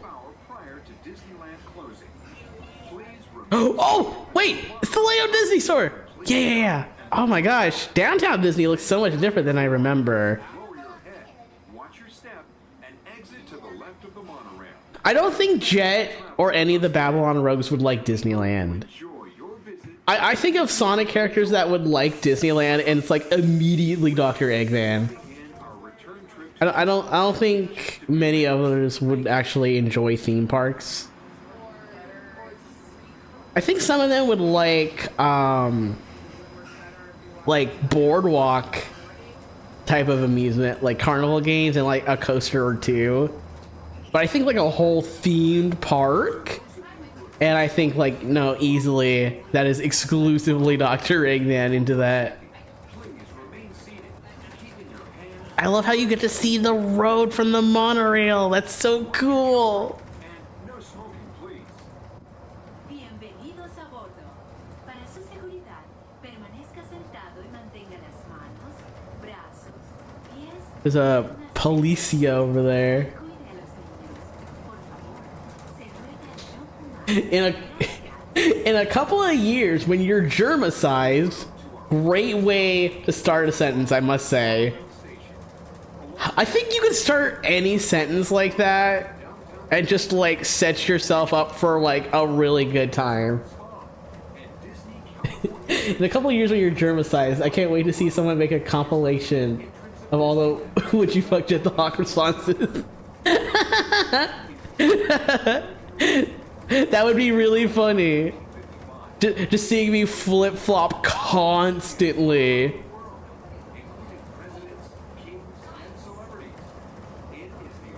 Oh, like in numbers on twitch.tv. I thought you meant like I grow from like a little tiny bunny to being like a bunny the size of German the man.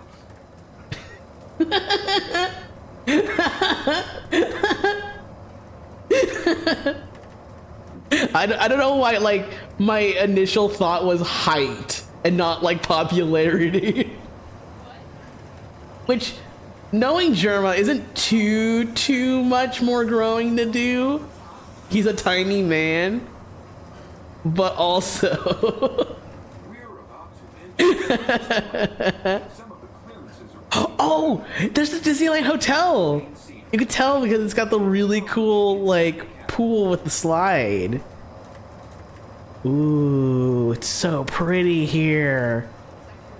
Man, I miss California sometimes. Like, look at how pretty this is. If it didn't cost so much to live here, I would live here. I want to eat all these grasses and all these leaves. I want to climb the palm tree and drop coconuts on people's heads.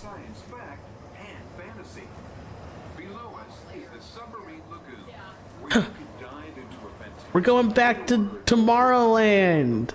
We're back home. Whoa. Dr. Eggman moves into Disney World. He sets up shop in the Epcot Sphere and paints his logo on it. That would be sick as fuck, actually. Like, unironically, that would be so cool. Like, they do light projection on the Epcot Ball. You could totally project, like, Dr. Eggman's logo and colors on that, too. Eggcot! Eggcot Park! Eggman's City of Tomorrow / Community of Tomorrow.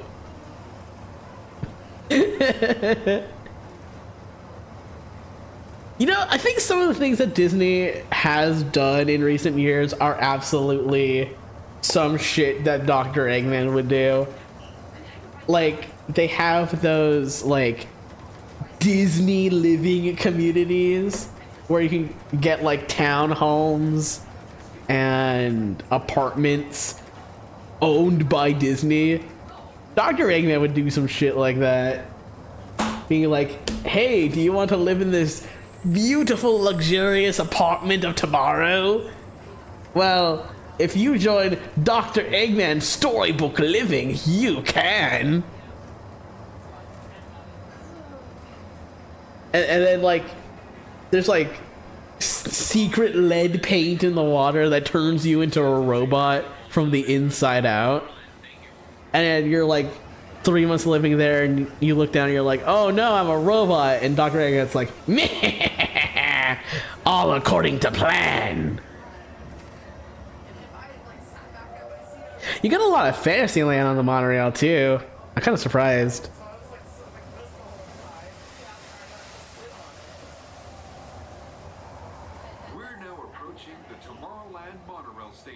Oh, Tomorrowland monorail station. Please remain seated until the monorail comes to a complete stop. Yay. Watch your head and step carefully. I miss the people mover. I wish we had the people mover at Disneyland. We hope you'll have a happy I never got to ride it. at Disneyland. Michael Eisner turned it into the rocket rods before I was conscious enough to like ride on park rides. What if he got too into running the park and forgot about crying? I think that sounds like something Dr. Eggman would do, honestly. Like, he wouldn't intentionally try to do bad things, but he definitely would be really into, like, getting people in just to have a good time, and then also selling them the idea of being roboticized. Like, you know how the Disneyland rides all have like sponsors where it's like, hey, do you like this ride? Maybe check out the sponsor. You like Autopia? Maybe check out some Honda vehicles. It's like, oh, do you like this cool Ferris wheel I've made in the shape of an egg? How about being roboticized and working for me in the Eggman army? That kind of thing I can see Dr. Eggman doing. I love Autopia. Look at this. Look how cool it is. This is another ride that's like super jostly. Like, this is another ride where, like, to accurately give off the ride's movement, I'd be going like...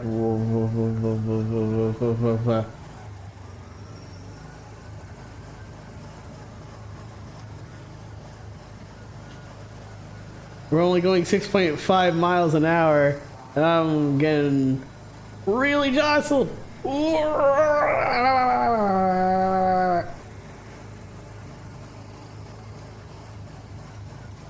Hires people in a part of the uniform is being roboticized. They get benefits though. Yeah. See, that's the thing about it. Like, I think the best interpretations of Dr. Eggman are ones where, like, he does genuinely care a little bit. Which I think is pretty much like Shadow the Hedgehog onwards, actually. Like, this is a guy who so many times had a very easy in to beating Sonic, and he just did not. I don't think AOSTH Robotnik would. I definitely not SatAM Robotnik. I even don't think, like, Sonic Adventure 1 or 2 Eggman would do that.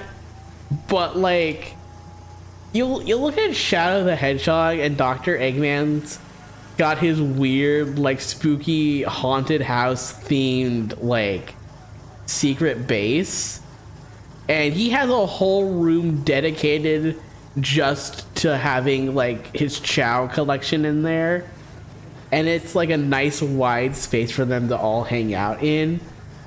So like he does care enough about living beings to love to raise Chow. That tells me there is some kind of like appreciation for life in Dr. Eggman. It's like I don't think Sad AM, ASDH, or even Adventure 1 and 2 Eggman would do something like that.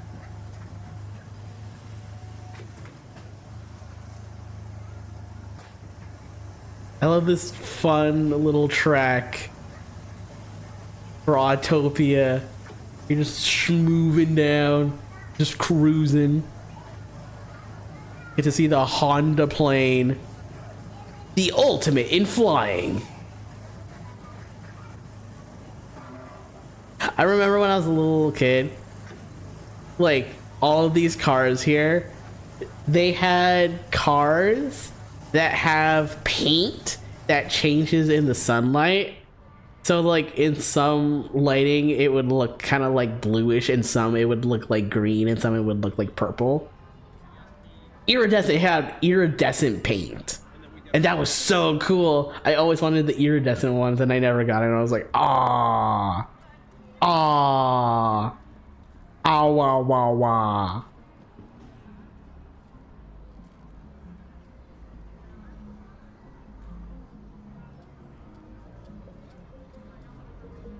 Oh, they had like a whole little like special zone for the ball. This whole like special zone around the ball is new. Pizza Planet is here.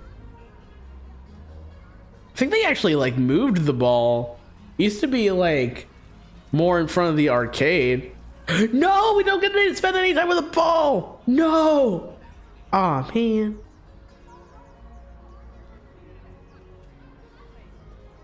A hole.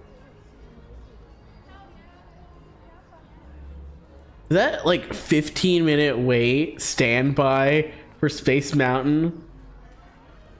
Are you kidding me? Nah, it's just broken. It was like standby wait time. Yeah. Give me. Oh, my favorite one. Look at how cool it is. We're gonna get launched into space.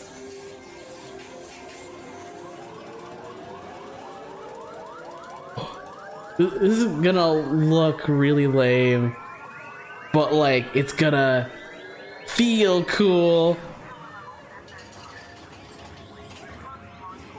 Oh, we're going up. We're going up. We're going into... Wait. This isn't, Yeah, this is the normal one. Okay, thank goodness. I was like, I really hope this isn't, Ghost Galaxy. Ghost Galaxy is scary.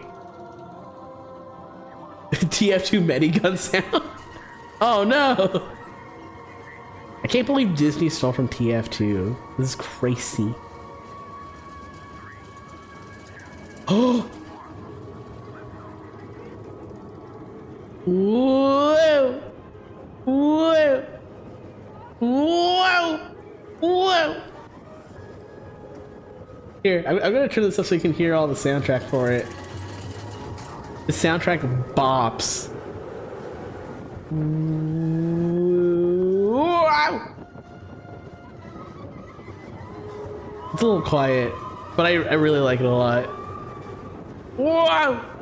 Whoa! Whoa! Whoa! Whoa! Whoa! Yippee! Wee! Woo! Wow!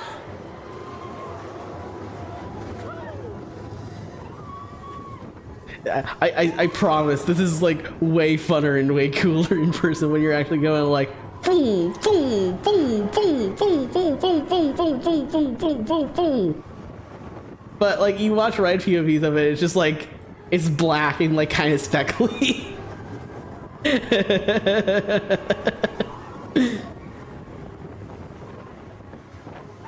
You can like hear the motion in the ocean.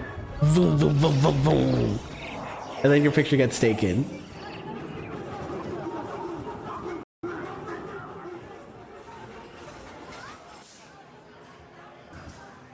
The queue is fun. I like the queue. Man, I love Space Mountain. Such a fun ride, such a cool ride. It's really hard to see on camera, but there's actually a lot to look at in it because like you'll be going down like banks and curves and stuff, and there's like stars and galaxies everywhere, and it's so pretty. And you hear the soundtrack, and it's like, oh.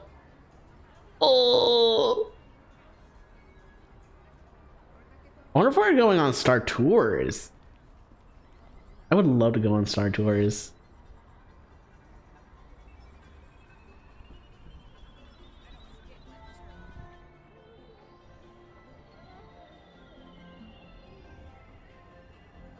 Popcorn. This used to be an arcade over here, but now it's just a shop. Oh, I actually have a fun story about the arcade. So they used to have the arcade, and they used to have not Bubble Bobble, Bust a Move. They used to have Bust a Move, and I think like technically that's like the very first video game I've ever played. I was like maybe like 4 or 5 and in a wheelchair, and I couldn't reach the Bubble Bobble machine, so Mama Bun used to like hold me up so I could play Bust a Move Bubble Up. And that was like my first gaming experience, being a tiny little bunny getting held up, play Bust a Move. Is Astro Blasters closed? Or is it just like, fuck, that is a walk-on standby time, my friends. And Buzz Lightyear's face works. Hello. That barely happened. I like this giant like Etch-a-Sketch screen. That's fun. I never got Galactic Commander on Buzz Lightyear Astro Blasters. It's really hard.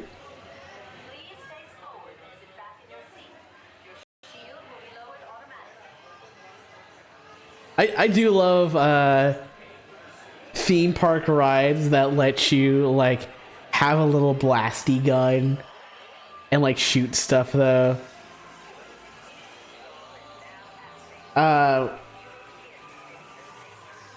When I was at what was it even called? I can't even remember.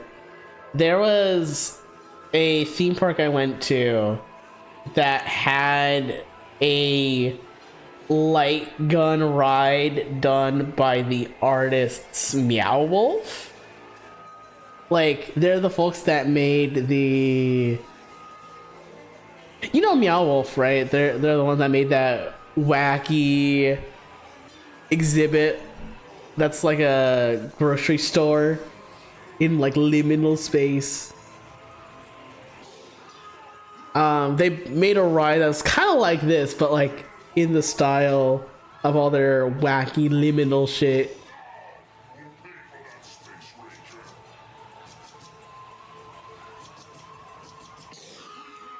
We should totally like look at Meow Wolf art sometime. I love Meow Wolf.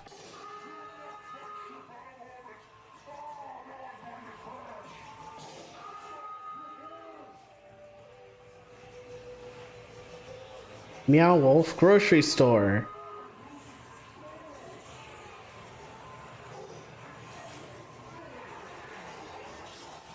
The Omega Mart. That's what it was called. Yeah. It was basically like a ride that was just Omega Mart.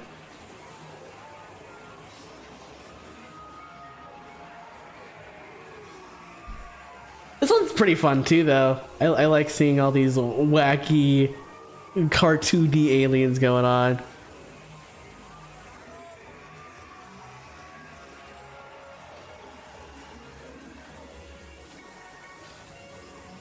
I heard that the Buzz Lightyear show was actually really, really good.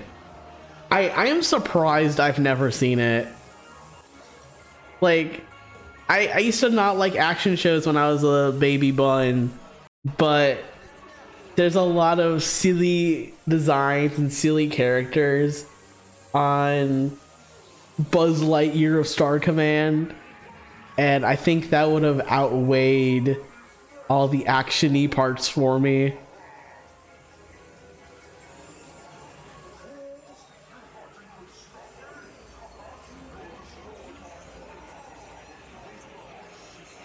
There it is, the final confrontation with Zurg. Yo, pew pew pew pew pew pew pew pew pew pew pew.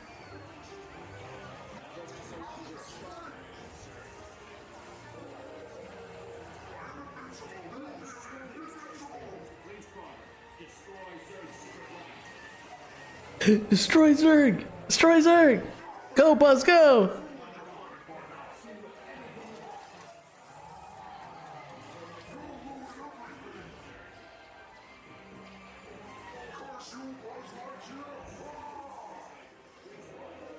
Aw.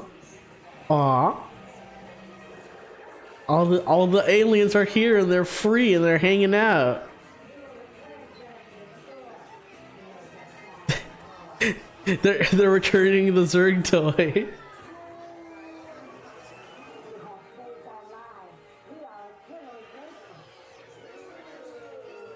So what if I just like said that I got Galactic Hero? If I said that actually, what if I'm changing the rules of history and saying that I got Galactic Hero, I could say that I got Galactic Villain and I won. And I beat Buzz Lightyear because I shot at the Andy foot and got plus 999,999 points for shooting the Andy foot. I usually got about like 3 to 4 every time that I used to go on this ride. Like, I'm a little bit of a hot shot, but not enough to get Galactic Hero. There's definitely like tricks you can do to get it though. Store Command!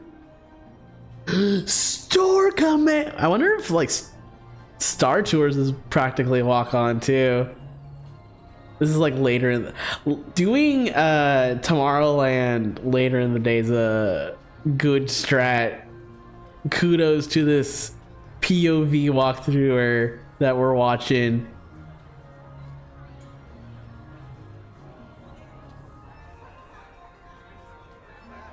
I actually like Star Tours a lot.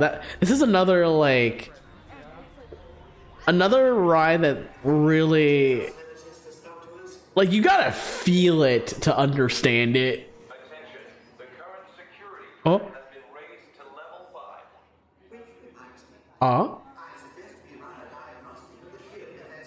I think like this is such a weird thing to say, but I think having like an airport, but like a Star Wars airport, feels fun and whimsical still. Airports always felt really whimsical to me.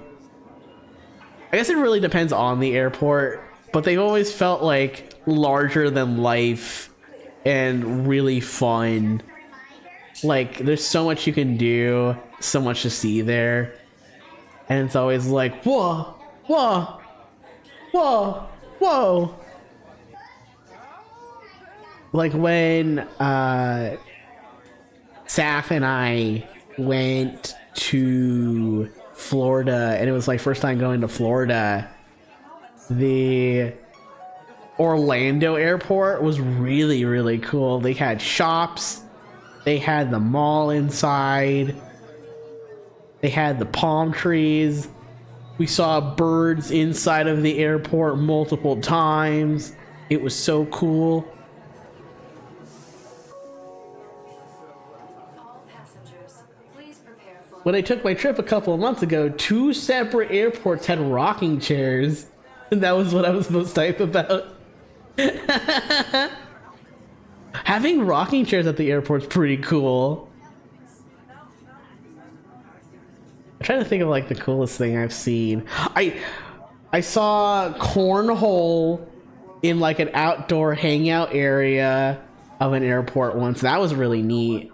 I was like, what was this? Is cornhole? What? And then like the rest of the time I couldn't stop thinking about how the game is called cornhole. Don't seem to understand. I am not the captain. I am C-3PO. It's 3PO. Wait! Wait! R2-D2, I am not programmed to fly these things. Now just turn us around this instant before we get into trouble. So there's like multiple like branching. Okay, you all know how much I love my branching paths in media, right? The thing about Star Tours The Adventure Continues, this is like a branching path ride. It's basically Shadow the Hedgehog but with Star Wars and like a Disney park ride. There's like 3 different openings that you can have for like this beginning part. Like you can see Vader, you can see Kylo Ren, I think it's like one other thing, and then you boost, and then you can end up like, I think like 6 or 7 different planets, and then you boost again, and it's like, whoa! Fix those engines immediately. You know I can't swim. The water. I wonder where this is. Whoa! Ooh. Whoa. Whoa.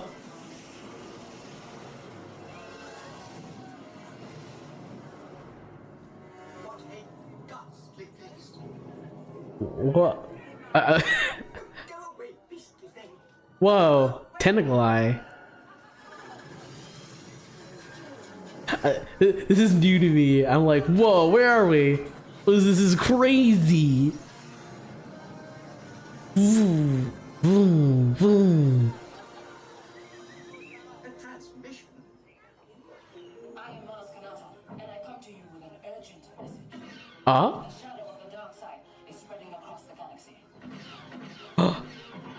The dark side. Those in the resistance need your help. Even you. Head to the coordinates I'm sending you. We must face them and fight them. C3PO is so confused. He's just like trying to live his life. Oh, where are we going now? Even you die.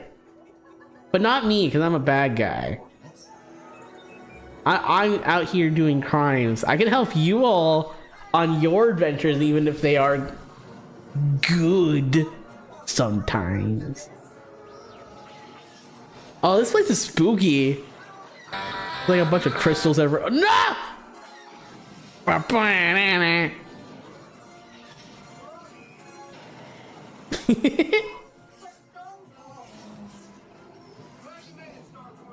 Whoa. What's all this red going on? Holy moly.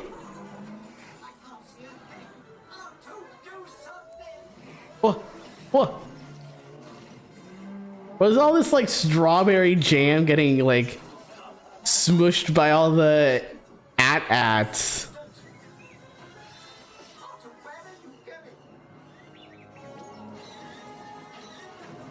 I love the AT-ATs. They're so fun.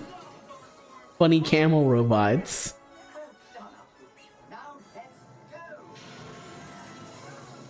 go. Ooh. Whoa. We Oh, it's from a new one. Okay, that makes sense. For sure.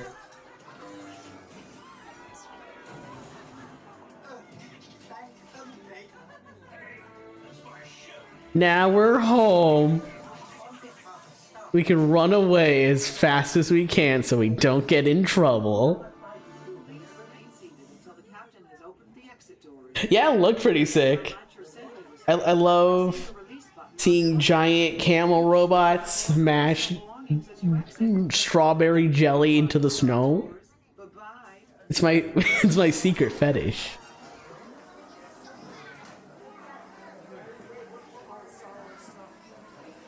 Build your own lightsaber. I don't know why you would build your lightsaber over here when you can do it over at Galaxy's Edge, but you know, I'm not gonna judge.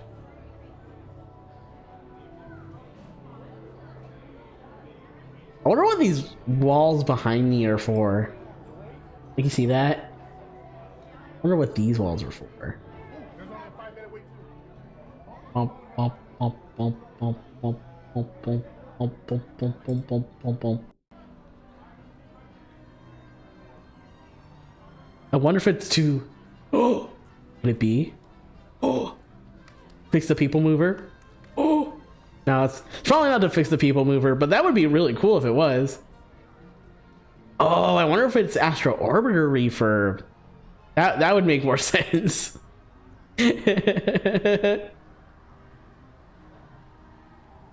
Basically, the ground is covered in salt, but under it's blood red soil. Oh! That is pretty sick. I like that. Yeah, that was like my initial thought too, like if it's just like blood crystals. But nah, that makes sense. Here we are back on Main Street, USA.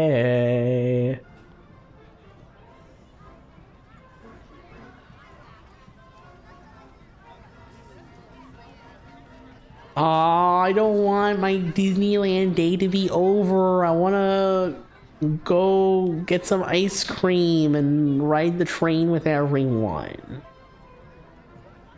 I would absolutely get an ice cream with you and then ride the train around the park with everyone here. It's one of my very favorite Disney memories, and I would want to do it all over again with you all.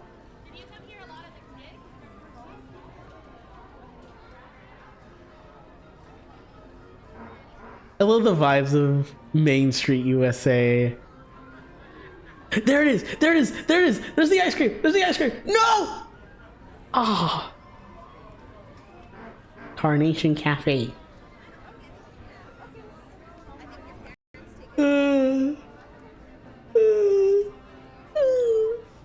I'm not sleeping. I want to keep going on Disney rides, having a fun time. I don't want to go home yet. Even if we do go get in and out on the way home, I still want to be at Disneyland. I want to see Mickey Mouse. I want to see Donald and Pooh. Oh, we get to look at the shop before we go. Yeah. I really like the outfits that the cast members get for Main Street. They're so like quaint and cozy. They're Stitch-y. Is that Stitch holding a pretzel? Stitch attacks snacks. Wait, hold on. Are these like Stitch plushies, but they have rotating snacks based on when you get them? Like in January, you get a pretzel. February, it's popcorn. August is ice cream. June's donuts. November, it's like a big cookie. Yeah, no worries. May's got like, I think it's like a shake of some kind. Oh wait, hold on. My head is covering it. I'll move you to Figment. July's also ice cream. September's a candy apple. October's churro. Oh yeah. December's like a mug shake. March is like one of those Mickey ice cream sandwiches. April is one of the Mickey frozen pops. These are so cute. I love it. That Baymax. Here, you'll get this side. We can have this side of the screen for a while. While I hold my Figment popcorn bucket. Some Disney princess dolls.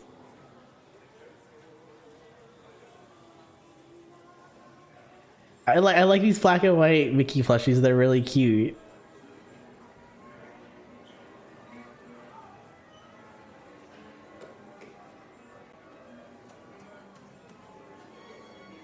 I think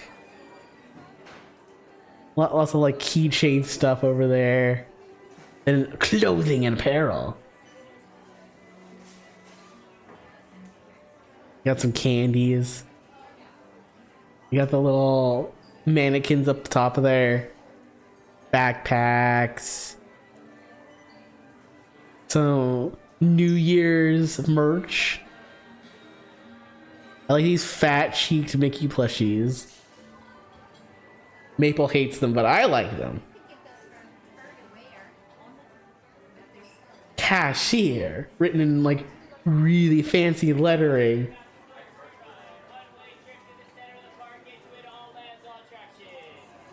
We got the double-decker bus.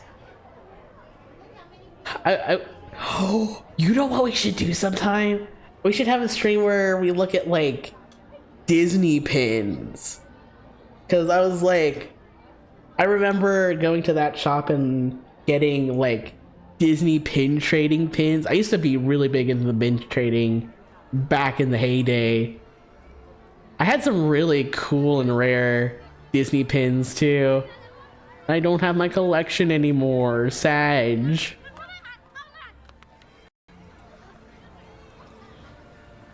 But I would totally love to like look around and like look at pins with everyone. Great moments with Mr. Lincoln. Churros, pretty cool, pretty cool. Nice, nice, nice. Cha cha cha. No, we're leaving. I don't wanna leave. I'm not tired yet. Every time I think in my brain saying like, haha, what if I said I'm not tired and yawn and I actually start to yawn? I'm like, no. I'm actually not sleepy, I promise.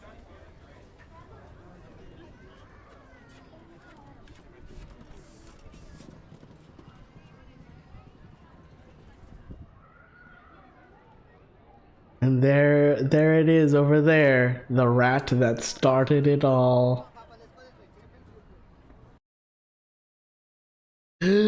No! I guess our Disneyland day is done. Aw, man.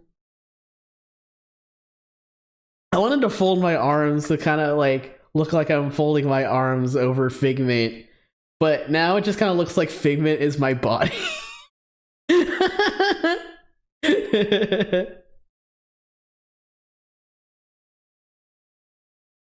I wonder if there's anything Disney pin. I'll look and see if there's anything Disney pin trading we can find. Because I would love to talk about Disney pin trading with everyone. Oh, speaking of, I actually I had a meme that I made right before the stream that I wanted to show you all. Because I was thinking about Disney stuff. I made this. Speaking of the Disney pin trading, goofy individual.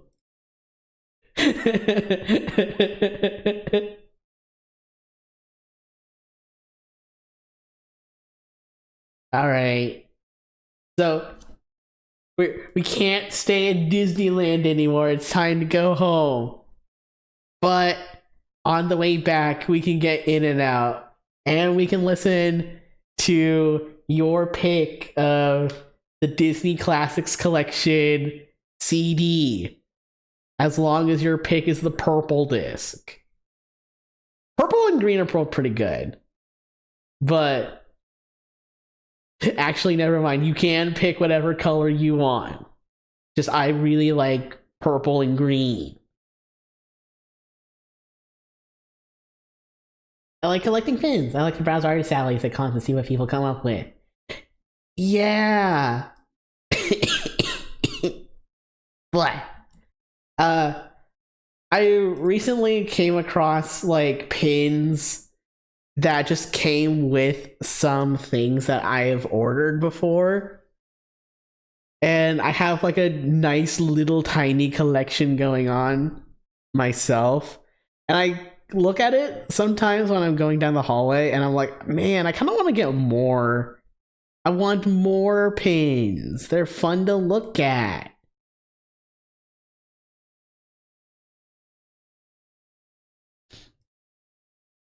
I wonder how many people are doing like theme park walkthroughs. That would be really fun if there was like more people doing that too.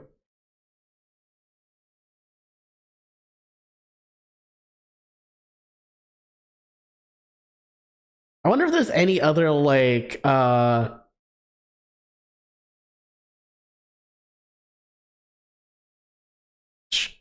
there's a lot of people streaming shows and stuff. Oh, look at me! I'm like the Disneyland streamer right now. It's just me. I'm it. It was me the whole time. All right, let me see who is online to go say a hello to.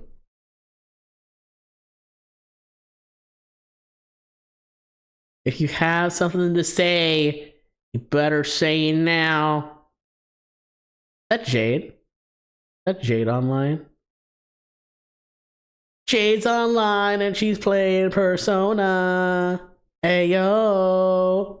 Ah, ba ba ba.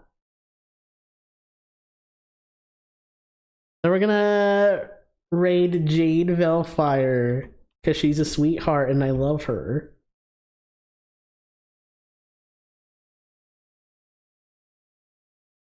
I'm still working out what kind of week we want to get going for next week. I think I'm gonna do some Shadow on Wednesday, maybe with some friends, maybe some open collab action going on, but we'll see. Kalmata has requested ducks, so we're gonna do some Placid Plastic Duck some point for sure. And I think for sure next week I'm going to do a Hello Fresh cooking stream. I don't want to give away how I'm going to be doing the Hello Fresh stream as a VTuber, but I'm very excited for you all to see what I'm cooking up. And I'm not sure what else we're gonna do, but definitely those three for sure. But until next time, I love you all so much. Have a great rest of your days and nights. Have a good week. And go do crimes. Blah!